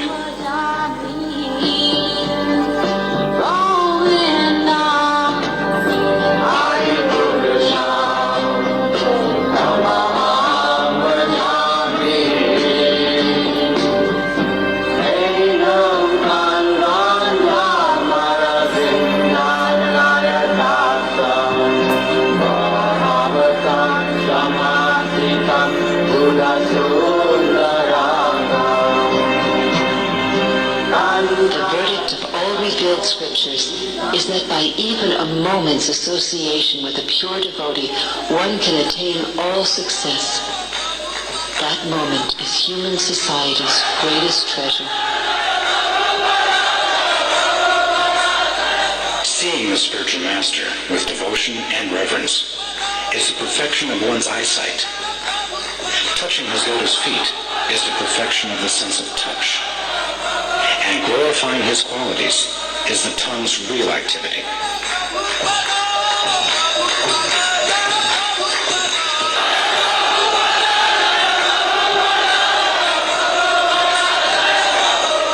Prabhupada ने सबको बोला कि मेरा अगर association चाहिए तो आप मुझे मिलने वृंदावन आओ। तो मुझे भी आना था लेकिन मैं आ नहीं पाई। तो मैं उनको प्रार्थना कि मैं नहीं सकी। तो मेरे स्वप्न में यही पालकी में ऐसी, तो मुझे पता नहीं चला। मैंने सोचा पता नहीं पालकी में प्रभुपाद क्यों आए। मैं जब मंदिर गई तो एक डिवोटी ने बताया कि प्रभुपाद ऐसे तो मैंने सोचा प्रभुपाद कितने दयालु हैं कि मेरी जैसे उसके लिए भी स्वप्न दर्शन ऐसी पालकी थी। ये जो टेक्सिक्स है कि जो प्योर डिवोटी है वो हमेशा प्योर है और उनमें कोई भी डिफेक्ट फिजिकल या कोई भी हम कमी नहीं देख सकते, जैसे कि श्रील प्रभुपाद है या लाइव एग्जाम्पल महाराज है। तो जैसे गंगा हमेशा पवित्र है, ऐसे ही हमें उनमें कोई भी दोष निकालना नहीं चाहिए। और एक बार जयानंद महाराज या महाराज प्रभुपाद के एक डिसाइपल थे और उन्होंने प्रभुपाद से पूछा कि कई बार हम कोई लेक्चर सुनते हैं और कोई वरिष्ठ वैष्णव हैं और वो श्लोक गलत कोट करते हैं या कुछ गलत उसमें होता है तो क्या उसे हमें फॉल्ट मानना चाहिए। तो प्रभुपाद ने कहा कि नहीं, जैसे शास्त्र जो है उनमें वो अच्युत हैं, उनमें कोई कमी नहीं हो सकती, ऐसे ही जो भगवान के शुद्ध भक्त हैं वो जो भी बोल रहे हैं उसमें कोई कमी नहीं है। इसीलिए हमें चाहे वो फिजिकल लेवल पे हो या मेंटल लेवल पे हो या कुछ भी हो, वो हमें उसमें कोई भी कमी नहीं निकालनी चाहिए कभी भी। हमें उसे एज इट इज़ एक्सेप्ट करना चाहिए। जबकि हमारी टेंडेंसी होती है कि महाराज ने ये श्लोक कोट कर दिया, वो वाली लाइन उससे जोड़ दी, या मन है आ जाता है कुछ ना कुछ दिमाग में, तो ये बात हमेशा हमें दिमाग में रखनी चाहिए कि ये हमारा अपराध है अगर हम ऐसा करते हैं तो पॉसिबल ऑफेंसेस हम क्या क्या कर सकते हैं। एक तो बॉडीली डिफेक्ट्स को हम कंसिडर करें या कर्म थ्योरी को लगाएं उस पर कि हो सकता है उनके प्रीवियस कर्म ऐसे थे जिसकी वजह से ऐसा है, तो वो भी नहीं हम कर सकते। और महाप्रभु ने खुद सनातन गोस्वामी को जब प्रॉब्लम थी, वो बीमार थे, तो भी उनको गले लगाया, ये बताने के लिए कि एक शुद्ध भक्त हमेशा शुद्ध अवस्था में रहता है, बेशक वो फिजिकली कैसी भी कंडीशन में रहे। इसीलिए हमें अपने धर्म पे फोकस करना चाहिए कि हमारा अपना धर्म क्या है, क्योंकि अगर अपना धर्म हम ठीक नहीं कर रहे तो इसका मतलब हम अपने कर्म ठीक नहीं कर रहे। तो वो कर्म थ्योरी जो है वो हमारे लिए है कि हम अपने कर्म को ठीक करें, बजाय इसके ये ढूंढने के कि ये जो व्यक्ति है इसके साथ ऐसा हो गया तो इसके प्रीवियस कर्म खराब होंगे। जैसे कई बार लोग ऐसे ही कह देते हैं, जैसे एक दिल्ली में एक जो रेप केस था उसके लिए बोला कि कैसे भी हम कर्मा थोड़ी से जोड़ सकते हैं कि वो जो लेडी है उनका पिछले जन्म में कोई उन्होंने कुछ अपराध किया था जिसकी वजह से उनका ऐसा हुआ। तो वो कोई पोस्टमार्टम नहीं है। पोस्टमार्टम मतलब कि अगर हम ऐसा सोचने लगें तो फिर हम कहीं पहुंच ही नहीं पाएंगे। वो तो सिर्फ इसलिए है कि आज जो हम कर्म कर रहे हैं वो कर्म हमारे इतने अच्छे हों, हमारा धर्म का हम पालन करें, जिससे कि आगे आने वाले समय में हम किसी भी सिंफुल एक्टिविटी के लिए सफ़र ना करें, दुखी ना हो, उसके लिए है। तो इसीलिए अपि चेत्सु दुराचारो भजन्ते माम अनन्य भक्ता साधुर एवं मंतव्य सम्यक व्यवस्थितो ही साथ। भगवद गीता के 9वें अध्याय के 30वें श्लोक में बताया गया है कि अगर वो कोई ऑफेंस भी करता है कोई डिवोटी, तो भी भगवान और उनके बीच का है रिलेशनशिप उनका। हम कोई नहीं होते उसको जजमेंटल होने वाले, ये डिसाइड करने वाले कि वो ऐसा कर रहा है या वो ऐसा है या उसने ऐसा कैसे कर दिया। और कई बार ये होता है कि हम ऐसा सोचते हैं कि आज तो ये बहुत अच्छा भक्त है, और हम ऐसे बोल देते हैं अरे इन्हें तो मैं पिछले 20 साल से जानता हूँ, इन्हें तो मैंने तब से देखा है जब तो ये स्कूल जाते थे और ये अपने दोस्तों के साथ वहाँ पे खड़े होके और ये खा रहे होते थे या झगड़ा कर रहे होते थे। पास्ट को हम रिलेट करना शुरू कर देते हैं। वो पास्ट जो भी था, लेकिन आज वो बहुत शुद्ध भक्त हैं, बहुत अच्छे भक्त हैं, तो आज हमारे को उनकी बहुत अच्छी रिस्पेक्ट करनी चाहिए। हमें उनको पास से नहीं जोड़ना चाहिए कि पास में उन्होंने तो ऐसा किया था, उनको तो पुलिस ले गई थी, उन्होंने उनके साथ बुरा कर दिया था, वो नॉनवेज खाते थे, जो भी करते थे, लेकिन आज उन्होंने भक्ति शुरू कर दी और भक्ति में बहुत अच्छे हैं। तो हमारा कंसर्न सिर्फ ये होना चाहिए कि आज वो इतने अच्छे भक्त हैं और हमारे से कोई अपराध ना हो जाए उनके प्रति, ये हमें ध्यान रखना चाहिए। इसीलिए इंट्रोस्पेक्शन बहुत ज़रूरी है कि हमारा इंटेंशन, जो शुद्ध भक्त हैं भगवान के, उनका चाहे वो फिजिकल किसी भी कंडीशन में है, फिजिकल कंडीशन के वो बीमार है या कोई परेशानी है या कोई कुछ और है जिसको हम क्रिटिसाइज़ करना शुरू कर देते हैं, लेकिन उनका इंटेंशन क्या है? उनका इंटेंशन सिर्फ इतना है कि कृष्ण भक्ति को कैसे आगे बढ़ाया जाए, इस मिशन को कैसे आगे चलाया जाए, कैसे भगवान के नाम का प्रचार हर जगह हो, ये इंटेंशन है। जबकि हमारा इंटेंशन क्या होता है कि हमारे को भौतिक जीवन से बाहर निकलना है, जन्म मृत्यु के चक्कर से बाहर निकलना है, या लोग जो डिवोटीज हैं वो समझे कि देखो ये कितना अच्छा भक्त है और उसको आदर देना शुरू कर दें कि वो अच्छा लेक्चर कर रहा है तो देखो कितना अच्छा भक्त है, और वो ये सोचना शुरू कर देते हैं हम कि देखो इतना अच्छा बोला तो लोग हमें अप्रिशिएट करना शुरू कर देंगे। तो हमारा इंटेंशन कृष्ण भक्ति तो नहीं हुआ ना। हमारा इंटेंशन क्या हो गया? प्रतिष्ठा प्राप्त करना, या अपना स्वार्थ कि हमें जन्म मृत्यु के चक्कर से बाहर निकलना है, या हम इतनी अच्छी सेवा कर रहे हैं तो लोग हमें जाने, या महाराज हमें अप्रिशिएट करें। महाराज का अप्रिसिएशन अच्छा है, लेकिन हमारी इंटेंशन तो सिर्फ इतनी होनी चाहिए कि कैसे हम ज़्यादा से ज़्यादा गुरु को प्रसन्न कर सकते हैं। हमारा जैसे कि एक बार एक बहुत अच्छे कीर्तनिया हैं और वो दिल्ली आए हुए थे कीर्तन के लिए। तो जनरली जब हम जैसे लेक्चर करना है, कीर्तन करना है, या हम देखते हैं कि कोई ड्रामा है या कुछ है, तो हमारी कोशिश क्या होती है कि जब ज़्यादा से ज़्यादा भक्त होंगे तब हम करेंगे। है ना, कि ज़्यादा से ज़्यादा लोग हमें देखें। लेकिन उन्होंने क्या किया, मतलब उनकी बात मुझे बहुत अच्छी लगी। उन्होंने बोला कि आप मुझे सुबह 9 बजे का स्लॉट दे दीजिए। इसी मंदिर में उनको इनवाइट किया था। तो जो प्रभु जी थे मंदिर के, उन्होंने बोला कि प्रभु जी 9 बजे आप इतना ज़बरदस्त अच्छा कीर्तन करते, 9 बजे तो कोई आया ही नहीं होगा, तो फिर क्या फ़ायदा कीर्तन का। तो उन्होंने बोला कि मैं सिर्फ कृष्ण की प्रसन्नता के लिए गा रहा हूँ, तो 9 बजे कोई आए ना आए मुझे कोई फ़र्क नहीं पड़ता, लेकिन मैं वो 1.5 घंटा जब कीर्तन करूँगा तो भगवान मेरे सामने होंगे और मैं भगवान के लिए गा रहा हूँ। तो कितना अच्छा भाव है। तो ऐसे भाव हमारे अंदर नहीं आता। हमारे लोग को लगता है नहीं, ऐसा टाइम स्लॉट होना चाहिए जिस समय ज़्यादा से ज़्यादा लोग मुझे सुने, ज़्यादा से ज़्यादा लोगों को पता लगे, ज़्यादा से लोग देखें। तुम्हारी इंटेंशन अच्छी नहीं होती। लेकिन जो उत्तम अधिकारी हैं उनकी हर समय यही इंटेंशन है कि कैसे कृष्ण को प्रसन्न कर सकते हैं, कैसे उनके भक्तों को ज़्यादा से ज़्यादा सर्व कर सकते हैं। जैसे गुरु माँ कई बार एग्जाम्पल बताते हैं कि महाराज कोई टाइम नहीं देखते, वो बोलते हैं कि मुझे रेस्ट करना है, मैं बोल नहीं पा रहा हूँ, मेरा गला चोक हो रहा है, और तभी कोई भक्त आ जाता है अपनी निजी प्रॉब्लम ही लेके आता है, भक्ति से उसका कोई रिलेशन नहीं है, फिर भी महाराज 2 घंटे उनको पूरा का पूरा प्रचार करने में लगा देते हैं। महाराज कहते हैं कितने करोड़ों लोगों को प्रचार किया, लेकिन उनमें से कितने कम लोग हैं जो वास्तव में भक्त बने। लेकिन प्रचार तो महाराज ने कॉन्स्टेंटली किया कितने भक्तों को, और अभी भी कर रहे हैं। इसलिए हमें इंटेंशन का हमेशा ध्यान रखना चाहिए। जो 7वां श्लोक है वो हरि नाम के ऊपर है, साधना भक्ति के ऊपर के एसोसिएशन हम ले लेते हैं। पहले 3 श्लोक में हमने देखा कि कैसे हमारा माइंड एंड सेंस कंट्रोल हो, जिससे कि हम अपने आप को इस लायक बना सकें कि हम भक्ति के काबिल हों। फिर हमने देखा कि अब भक्ति के काबिल हो गए तो हमें एसोसिएशन चाहिए। एसोसिएशन 4 से 6 श्लोक में देखिए। अब 7वां श्लोक है, इस बारे में है कि एसोसिएशन तो हमने ले ली, पर एसोसिएशन में हम करेंगे क्या। एसोसिएशन क्या करेंगे, एसोसिएशन में हम कृष्ण भक्ति करेंगे, चैंटिंग करेंगे ज़्यादा से ज़्यादा।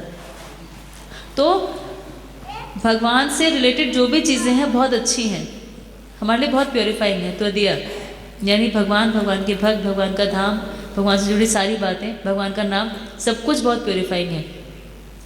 लेकिन हमें टेस्ट नहीं आता उसमें। टेस्ट क्यों नहीं आता कि बहुत अच्छी सिमिली इसमें श्री प्रभात ने एनालॉजी यूज़ की कि हम डिजीज कंडीशन में हैं। डिजीज मतलब कि हम बीमार हैं। बीमारी क्या है हमारी, हमारी बीमारी क्या है। क्या हम अपने आप को बोलते हैं कि हम बीमार हैं, लेकिन क्या बीमारी है हमारे को, कौन बताएगा।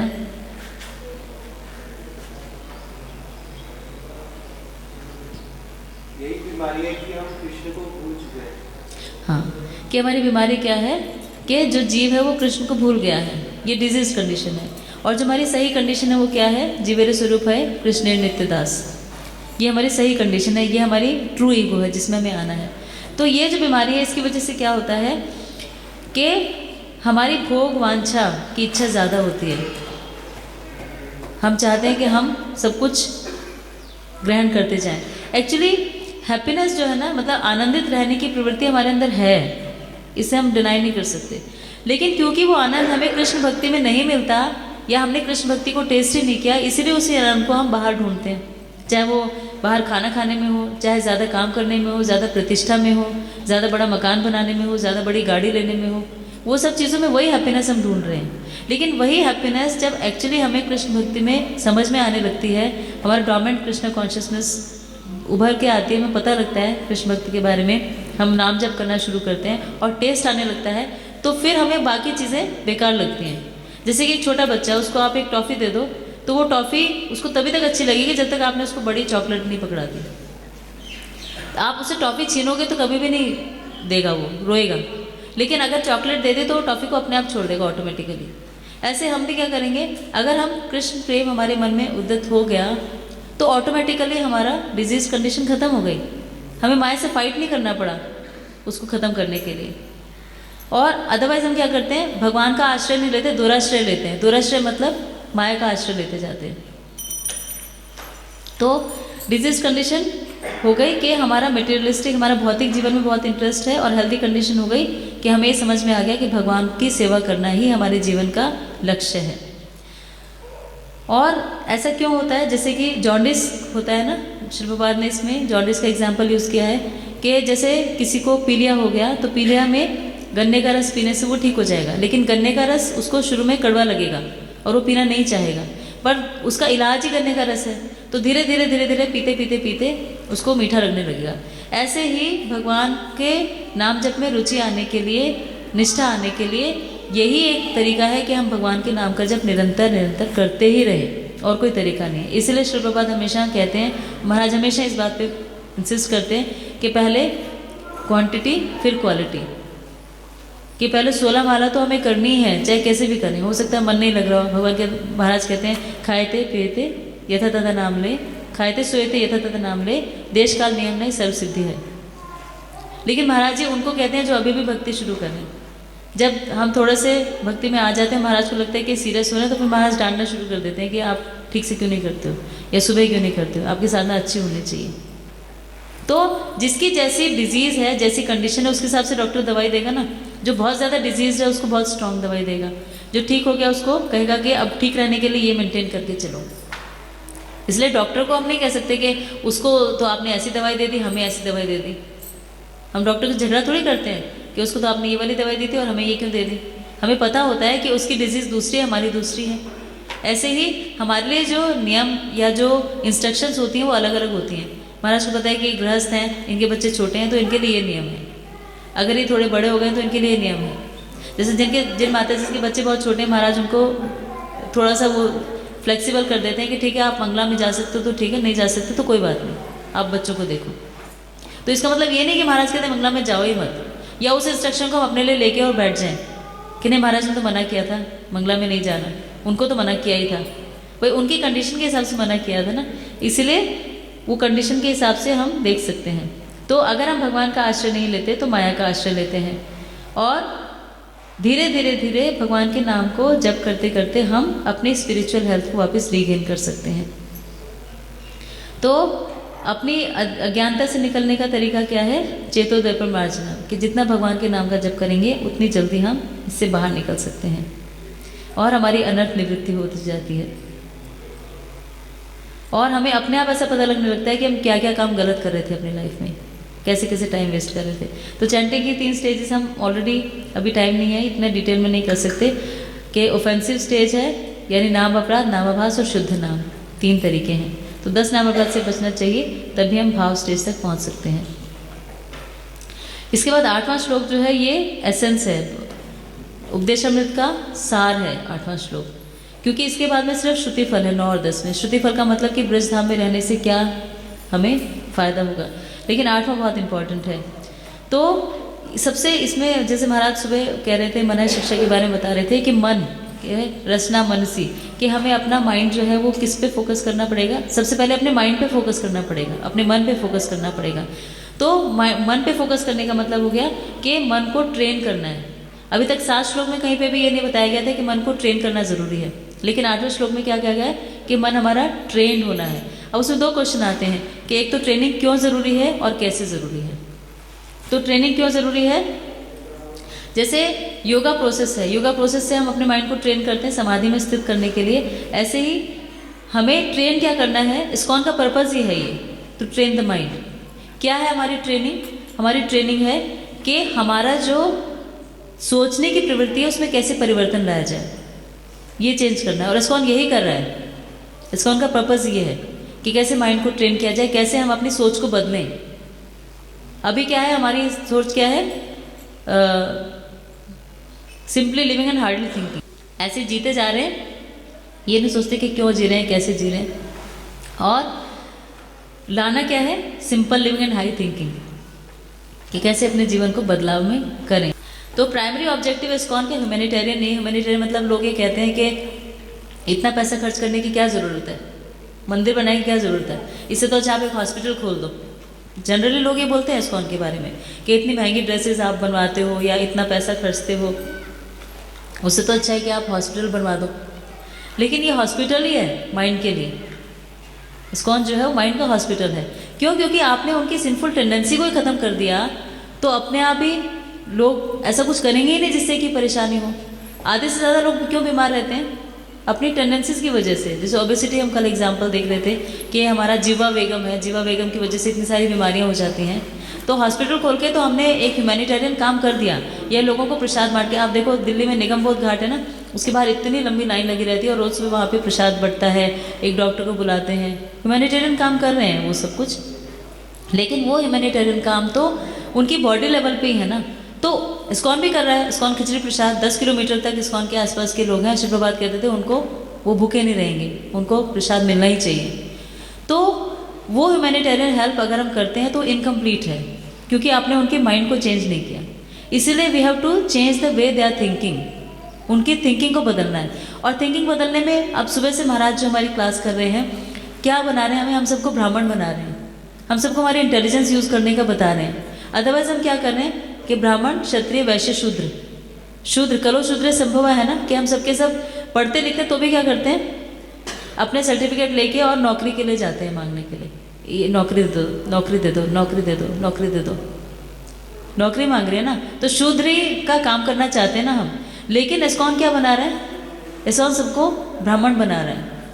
वो सबको ये बता रहा है कि हमारी इंटेलिजेंस जो है वो ये इसलिए नहीं है हमारी बॉडी कि हम अपनी बॉडी के बाकी पार्ट्स को यूज़ करें, हमें अपनी इंटेलिजेंस को यूज़ करनी है। तो उसको ट्रेन करने का तरीका बताता है इस्कॉन हमें। अदरवाइज हमारे अंदर क्या है, डिफ़ॉल्ट सेटिंग है।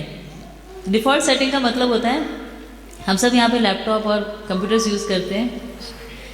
डिफ़ॉल्ट सेटिंग का मतलब होता है जैसे कि अगर आप कंप्यूटर में काम कर रहे हैं और आप कुछ लिख रहे हैं बार बार, जैसे एक स्पेलिंग लिखे आपने, ISCON इस्कॉन लिखा, आपने IS लिखा तो वो अपने आप ही इस्कॉन पूरा लिख देगा, डिफ़ॉल्ट सेटिंग में आ गया, क्योंकि आप दिन में 10 बार इस्कॉन इस्कॉन इस्कॉन लिखते हो।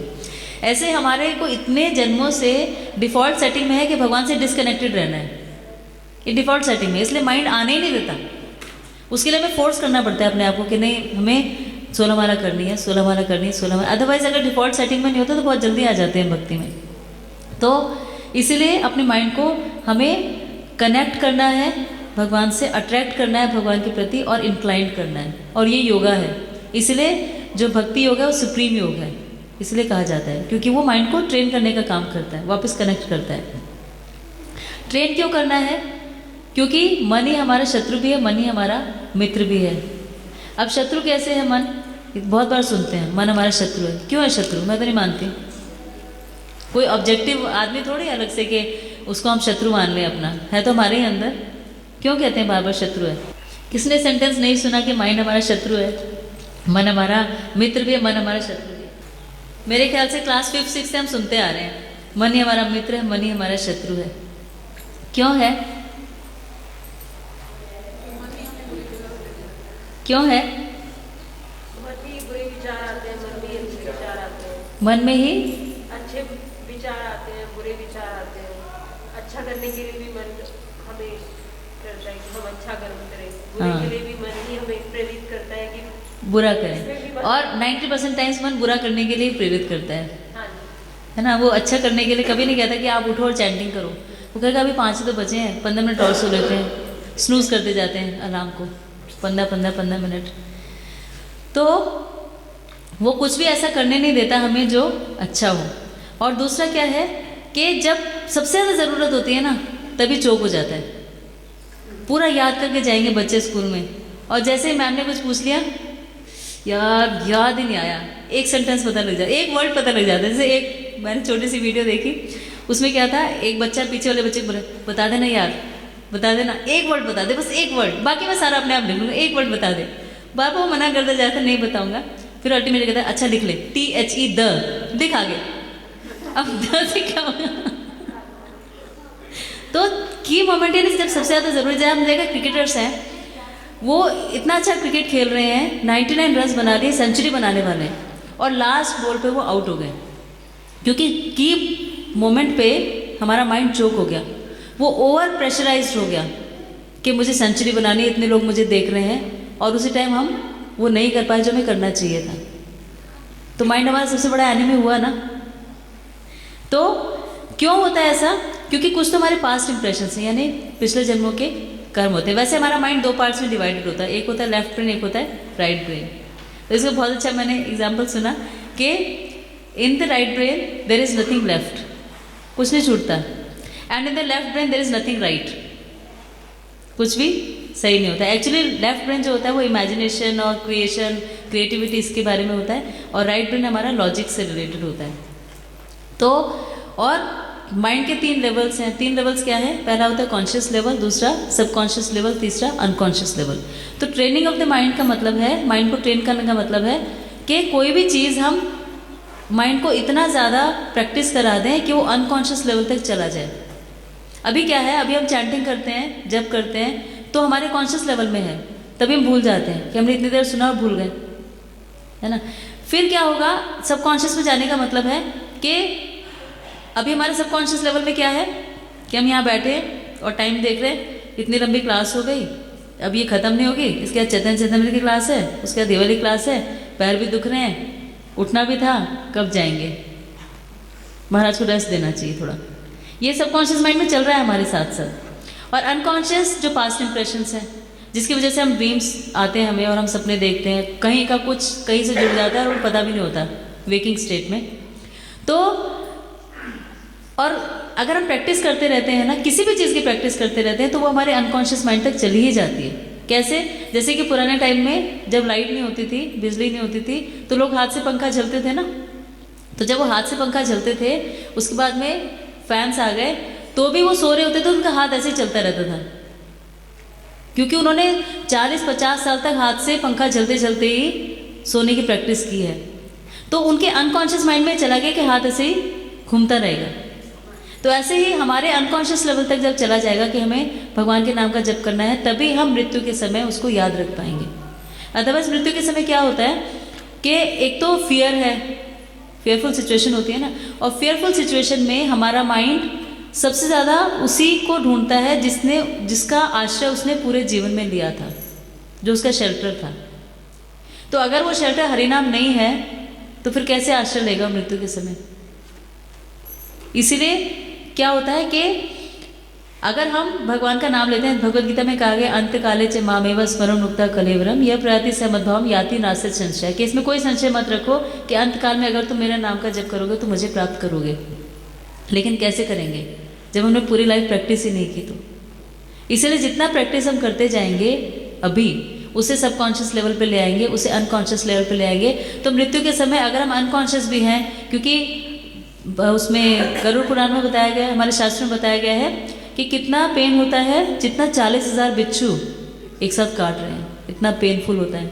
और एक तो ये पेन है ही बॉडी का, और दूसरा पेन क्या, इतने लोग जो खड़े हुए आसपास के वो रो रहे हैं, उनको देख के हमें लग रहा है कि इनको छोड़ के जाना है। फिर हमें याद आता है कि वहाँ का इतना धन हमारे पास है। जैसे एक व्यक्ति मरने वाला था और उसने बोला राम कहाँ है, तो उन्होंने बोला ये खड़ा। उसने बोला कि ऐसे छोटू किधर है, उसने बोला ये खड़ा। उसने बोला कि मुकेश कहाँ पर है, वो कह रहे ये खड़ा। कहते हैं और मेरी पत्नी कहाँ है, तो बोला ये पीछे खड़ी हुई है। तो कहते हैं तुम जब सब यहाँ पर हो तो उस कमरे का पंखा क्यों चल रहा है? तो उससे मृत्यु के समय भी ये ध्यान था कि उधर का पंखा चल रहा है। तो हमारा भी मृत्यु के समय ऐसे ही रहेगा। अगर हम भगवान के नाम में आश्रय नहीं लेते ना, अगर हमारा शेल्टर नहीं होता, तो हमारा माइंड कभी भी भगवान की तरफ नहीं मुड़ेगा, क्योंकि उस समय तो बिल्कुल ही ऐसी कंडीशन में है। लेकिन इसमें क्या होता है, हम हर जगह लूप होल्स ढूंढ लेते हैं ना कुछ कुछ। तो एक बार एक भक्त थे, और वो मैंने अभी पिछले हफ्ते ये मैं बात कर रही थी कि उन्होंने क्या किया कि उन्होंने सोचा कि क्योंकि भगवान मृत्यु के समय भगवान का नाम लेना ज़रूरी है, इसलिए मैं ना वो ऐसे ऐसे रास्तों से गुजरते थे जहाँ से कोई सांप बिच्छू कुछ काट ले उनको, कि बहुत बड़ी बड़ी घास है, वो साइकिल पे जा रहे हैं, तो भगवान को जोर जोर से महामंत्र बोलते बोलते जाते थे, हरे कृष्ण कृष्ण कृष्ण हरे हरे, कि ऐसे बोलते बोलते मैं साइकिल चला रहा हूँ और कोई सांप डस लेगा और मेरे मुंह में तो भगवान का नाम होगा, मैं भगवान के नाम चला जाऊँगा। तो और वो कई चीज़ें ट्राई कर चुके थे, ऐसे जा चुके, कोई सांप हमने काटा नहीं। एक बार वो समुद्र में स्नान करने गए और वो वहाँ पे डूबने लगे। वो यही सोच सोच के आगे जाते जा रहे थे, हरे कृष्ण बोलते बोलते, कि मैं नाम लेते लेते अंदर जा रहा हूँ, तो मुझे भगवान का धाम मिल जाएगा, मैं तो ऐसे ही करूँगा। लेकिन भगवान भी तो थोड़ा सा वो करते हैं ना, ट्रिक करते हैं। तो वो एक्चुअली डूबने लग गए। तो जब डूबने लग गए तो उनके मुँह से निकला बचाओ बचाओ बचाओ उनको बाहर निकाला।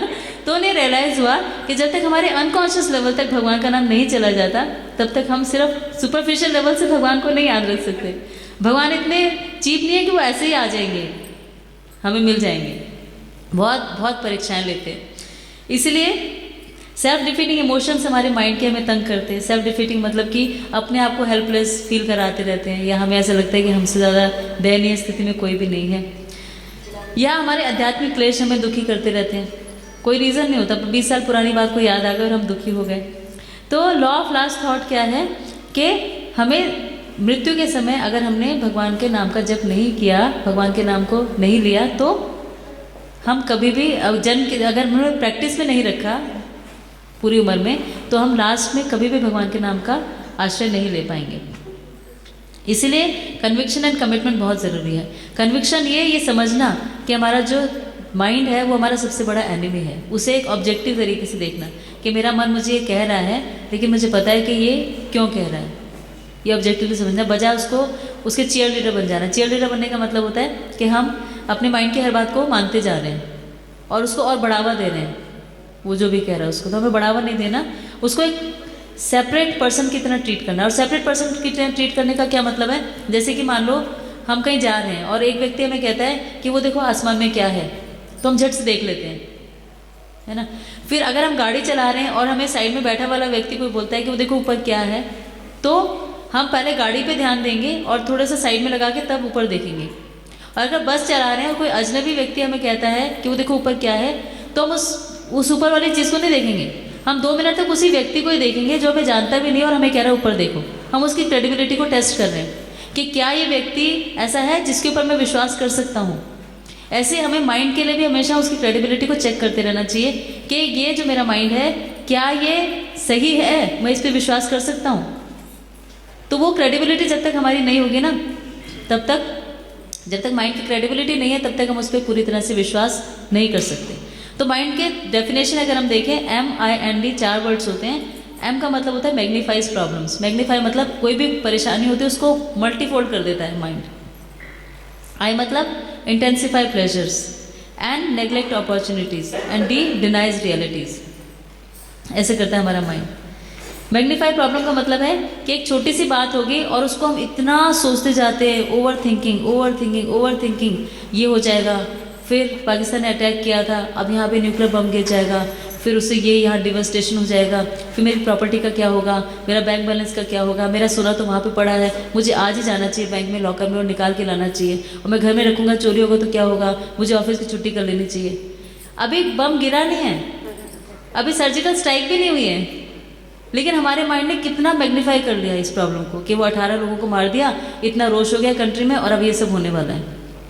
तो मैग्नीफाइंग प्रॉब्लम का मतलब क्या हो गया कि जैसे कि एक सब्जी हम बाज़ार से खरीद के लाए, ख़राब है, तो हमने उसे सोचा कि जो नॉर्मल सब्ज़ी बनाने में 5 मिनट लगते हैं, ये ख़राब है तो इसको मैं 25 मिनट तक पकाऊंगा। तो 25 मिनट पकाने से वो ठीक हो जाएगी क्या?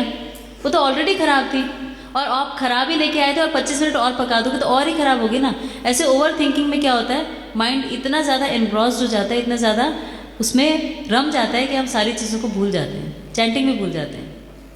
तो इसीलिए क्या करना पड़ेगा, शांत मन से अपने आप सोच के और भगवान से दोबारा कनेक्ट करना पड़ेगा, तो सोल्यूशन निकलेगा। इमेजिन करता रहता है प्लेजर्स को। इमेजिन करने का मतलब है कि हम वैसे बैठे बैठे सोचना शुरू कर देते हैं, अच्छा अब मैंने लॉटरी का टिकट खरीद लिया, अब मेरी लॉटरी निकल आएगी, निकल तो आएगी, 1 करोड़ में से 50 तो मुझे देने ही पड़ेंगे गवर्नमेंट को, बाकी 50 से मैं सोच रहा हूँ ये मकान का लोन चुका दूँगा, फिर मकान अपना हो जाएगा, फिर इस वाले को बेच के दूसरा ले लेंगे, फिर उसमें से पैसे बचेंगे तो गाड़ी खरीद लेंगे। हमने कितने प्लेजर इमेजिन करने शुरू कर दिए। आप देखते हैं कई बार कि कोई बच्चा जा रहा है और चलते चलते ऐसे ही ना वो बस हवा में ही बैट बॉल, ना तो बॉल है ना बैट है, लेकिन वो इमेजिन कर रहा है कि मैं सबसे बड़ा क्रिकेटर हूँ और मैंने ये छक्का मारा और मैं सारे के सारे लोग क्लैप कर रहे हैं। ये डे ड्रीमिंग है, उसका कोई रिलेशन नहीं, कुछ भी नहीं, लेकिन हमारा माइंड ऐसा हमें प्लेजर इमेजिन करा रहा है। और कई बार उन प्लेजर की वजह से हमारी प्रॉब्लम को और वो बढ़ा देता है। कैसे?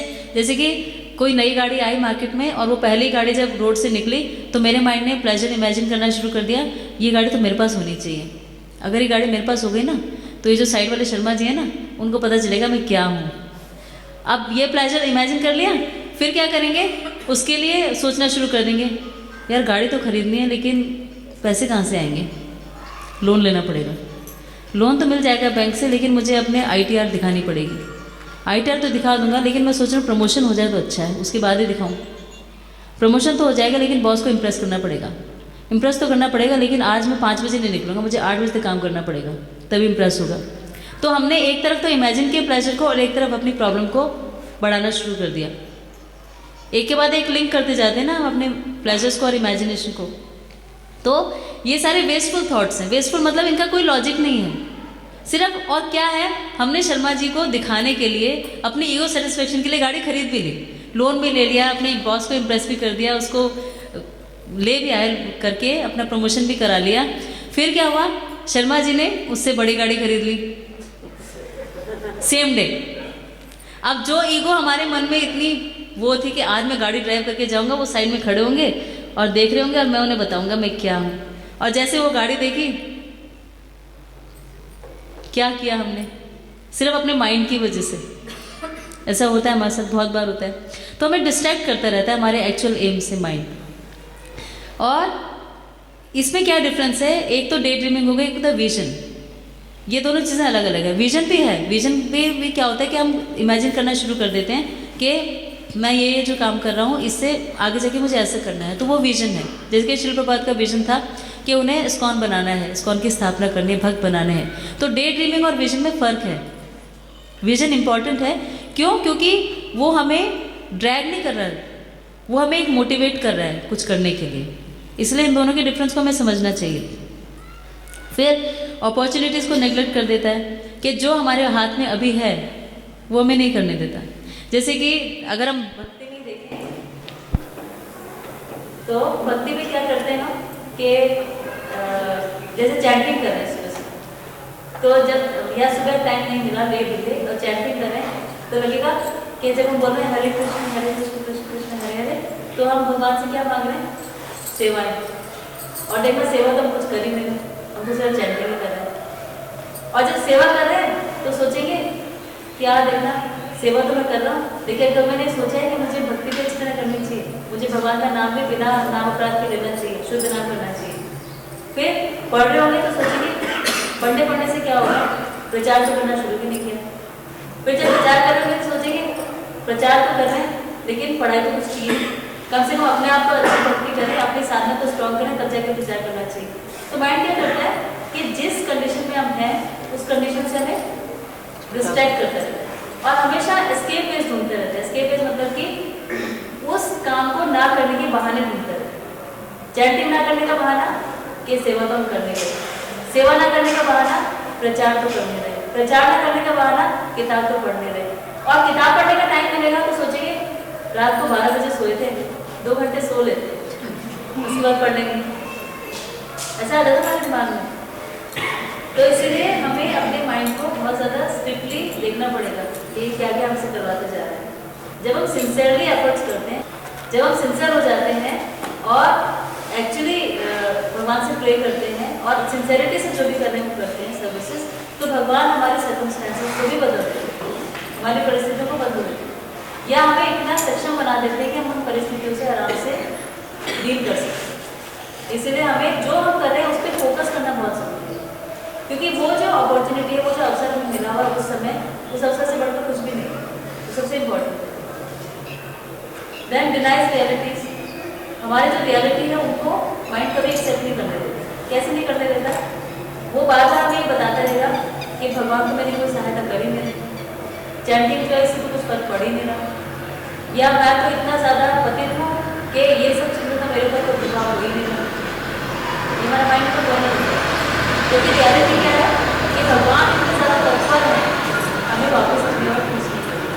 चैंटिंग ही तो प्रोसेस है, जब तो प्रोसेस है जिससे कि हम वापस भगवान से जुड़ सकते हैं, कनेक्ट हो सकते हैं।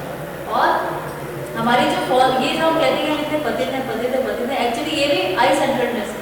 आई सेंटर्ड मतलब हम अपने आप को इम्पोर्टेंट मान रहे हैं कि देखो, या तो दोनों तरह से हमारी ईगो गई ना, एक ईगो तो ये हुई कि मैं इतना बड़ा हूँ, मेरे से बड़ा कोई भी नहीं, और ये भी ईगो ही है, वर्टी ईगो है कि मैं तो इतना पतित हूँ, मेरे लिए तो ये सब काम नहीं करेगा, मेरे लिए नहीं, उन लोगों के लिए और भक्त है, उनके लिए ठीक है, मेरे लिए नहीं हो सकता। तो ये भी हमारी ईगो का ही पार्ट है, तो ये भी समझना पड़ेगा। इसलिए कैसे कंट्रोल करेंगे?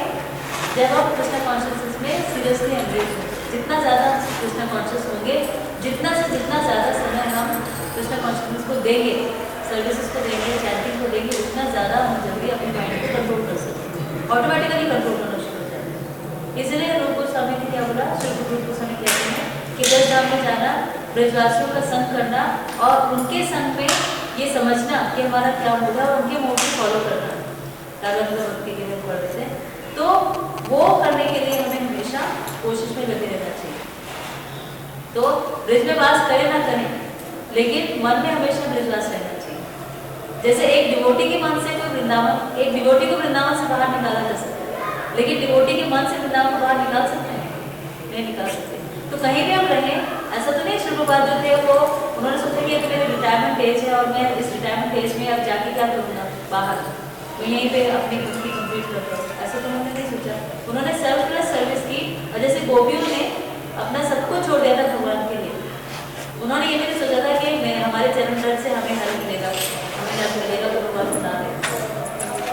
सब कुछ छोड़ के उन्होंने भगवान के प्रति पूरी तरह समर्पित की। ऐसे ही श्री प्रभुपाद ने सारे अपने एफर्ट्स छोड़ा, अपने जो कम्फर्ट्स थे उनको छोड़ा, अपनी एक गुरु के आज्ञा का पालन करने के लिए। तो वो भाव हमारे अंदर होना चाहिए। और एक वृंदावन छोड़ के उन्होंने कितने वृंदावन पूरे विश्व में बना दिए, तो वो गुण हमें एक्वायर करना चाहिए। ऐसे ब्रिजवास करते। तो रियल बॉडी एंड मूड क्या है कि भगवान को, भगवान की आराधना करना इस तरह से जिससे कि हम उनको प्रसन्न कर सकें। वजह इसकी कि हम कैसे प्रसन्नता प्राप्त कर सकते हैं। हमें भगवान की प्रसन्नता के बारे में, गुरु की प्रसन्नता के बारे में हमेशा सोचना चाहिए कि गुरु कैसे प्रसन्न होंगे, और सेल्फलेस सर्विस करनी चाहिए जैसे कि श्री प्रभुपाद ने की। और अगर हम ऐसा करते हैं तो धीरे धीरे धीरे हम इस मूड को बहुत जल्दी एक्वायर कर लेते हैं, इस मूड को समझ पाते हैं। तो क्यों ट्रेन करना जरूरी है? ताकि मृत्यु के समय हम भगवान को याद रख पाए और पूरे जीवन इतनी प्रैक्टिस कर सकें। ये तो क्यों कारण है। और उसके लिए क्या है? तद अनुरागी तद अनुगामी में कि हमारे जो गुरु हैं वो हमारी हेल्प करते हैं ऐसा मूड डेवलप करने में। बुक्स, श्री प्रभुपाद की बुक जो है, बुक्स आर द बेसिस। जितना आप श्री प्रभुपाद को पढ़ते जाते हैं ना, उतना ज़्यादा हम प्योरीफाई होते जाते हैं। तीसरा स्कॉल हमें बहुत हेल्प करता है, और जीन्स, ये 4 चीज़ें हमें नहीं छोड़नी चाहिए। उनका मूड, हमारा मूड तभी इतना ज़्यादा प्योरीफाई रहेगा जब हम इन 4 चीज़ों से जुड़े रहेंगे। तो आप कैसे ट्रेन करेंगे? सबसे पहले श्रवण दशा। श्रवण दशा का मतलब कि हियरिंग। जितना ज़्यादा सुनेंगे सुनेंगे सुनेंगे भगवान के बारे में, उतना हम ज़्यादा जल्दी न्यूफाइट स्टेज से यानी कनिष्ठ भक्त से हम एडवांस कर सकते हैं, बढ़ सकते हैं आगे। तो हियरिंग कृष्ण कथा बहुत इंपॉर्टेंट है। श्रवण दशा से ही हम वर्ण दशा में पहुँचेंगे। वर्ण दशा का मतलब है कि भगवान के नाम रूप गुण लीला को हम अपने अंदर समाहित कर सकें, उसको समझ सकें। वर्ण दशा से क्या होगा कि हम भगवान को कॉन्स्टेंटली याद रख पाएंगे, भगवान में हर समय भगवान से जुड़े रह पाएंगे। सततम कीर्तयन्तु माम।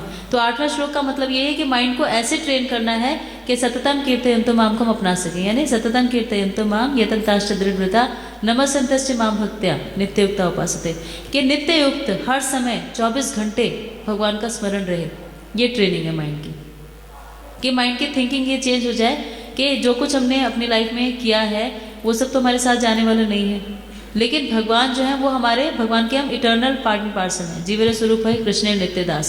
तो ये 8वां श्लोक में बताता है। इसीलिए रागानुगा भक्ति इंपॉर्टेंट है कि कैसे मन को हम ऐसे समझाएं कि मन हमारा साथ दे ये करने में। नहीं तो मन हमारा साथ नहीं देता, मन हमेशा उससे डिस्ट्रैक्ट करता रहता है, दूर करता रहता है। तो श्रवण दशा, वर्ण दशा, और उसके बाद में जब हम मेडिटेट करते जाते हैं तो उसको बोलते हैं अनुस्मृति। अनुस्मृति मतलब कि जब 24 घंटे भगवान के अनइंटरप्टेड और अनसीजिंग। अनइंटरप्टेड अनसीजिंग का मतलब होता है कि कोई भी ऐसा एक क्षण नहीं जाता जिसमें कि भगवान की रिमेम्बरेंस हमसे दूर हो, भगवान को हम याद ना कर रहे हों। तो इसी को समाधि कहते हैं, जिसमें हमें ऐसे समझ में आए। इसलिए क्या करना पड़ेगा? इसका कंक्लूजन क्या है कि सारी जो मोटिवेटेड डिज़ायर्स हैं उनसे छूटना। मोटिवेटेड मतलब कि हम भगवान की भक्ति कर रहे हैं तो उसके पीछे कोई ना कोई हमारी डिज़ायर होती है। डिज़ायर मतलब इच्छाएं होती हैं, वो इच्छाएं नहीं होनी चाहिए। हमेशा एंगेज रहना चाहिए रेगुलेटिव डिवोशनल सर्विसेज में, जैसे कि हमारे शास्त्रों में बताया गया है। इंडिपेंडेंट नहीं होना चाहिए। इंडिपेंडेंट का मतलब है कि हम अपनी मर्जी से डिसाइड कर लें कि हमें ऐसा करना है या ऐसे भक्ति को आगे बढ़ाना है। वो हमेशा किसी अथॉरिटी के अंडर होना चाहिए। और हमारी अथॉरिटी कौन है? गुरु महाराज।